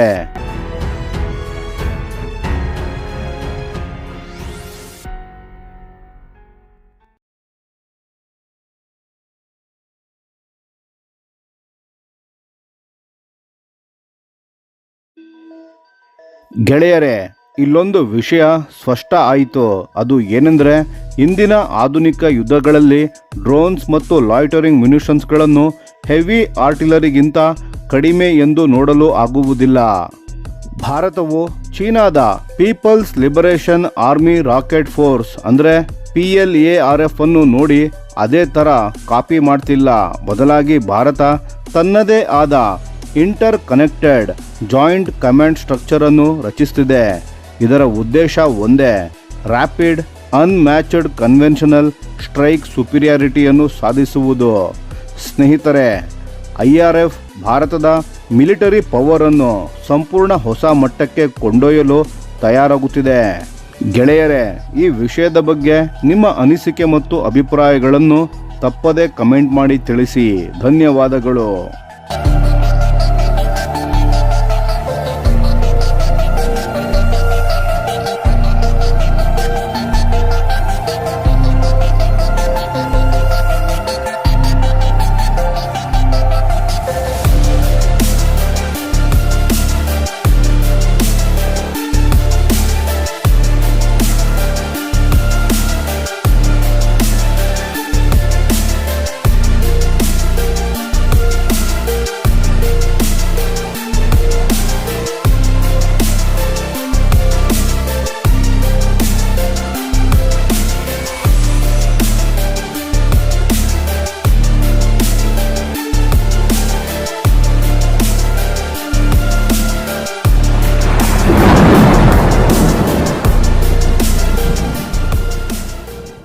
ಈ ವಿಡಿಯೋ ನಿಮಗೆ ಇಷ್ಟವಾಗಿದ್ದರೆ ಲೈಕ್ ಮಾಡಿ ಮತ್ತು ನಮ್ಮ ಚಾನೆಲನ್ನು ಸಬ್ಸ್ಕ್ರೈಬ್ ಮಾಡಿ ಹಾಗೂ ಬೆಲ್ ಐಕಾನ್ ಒತ್ತಿ.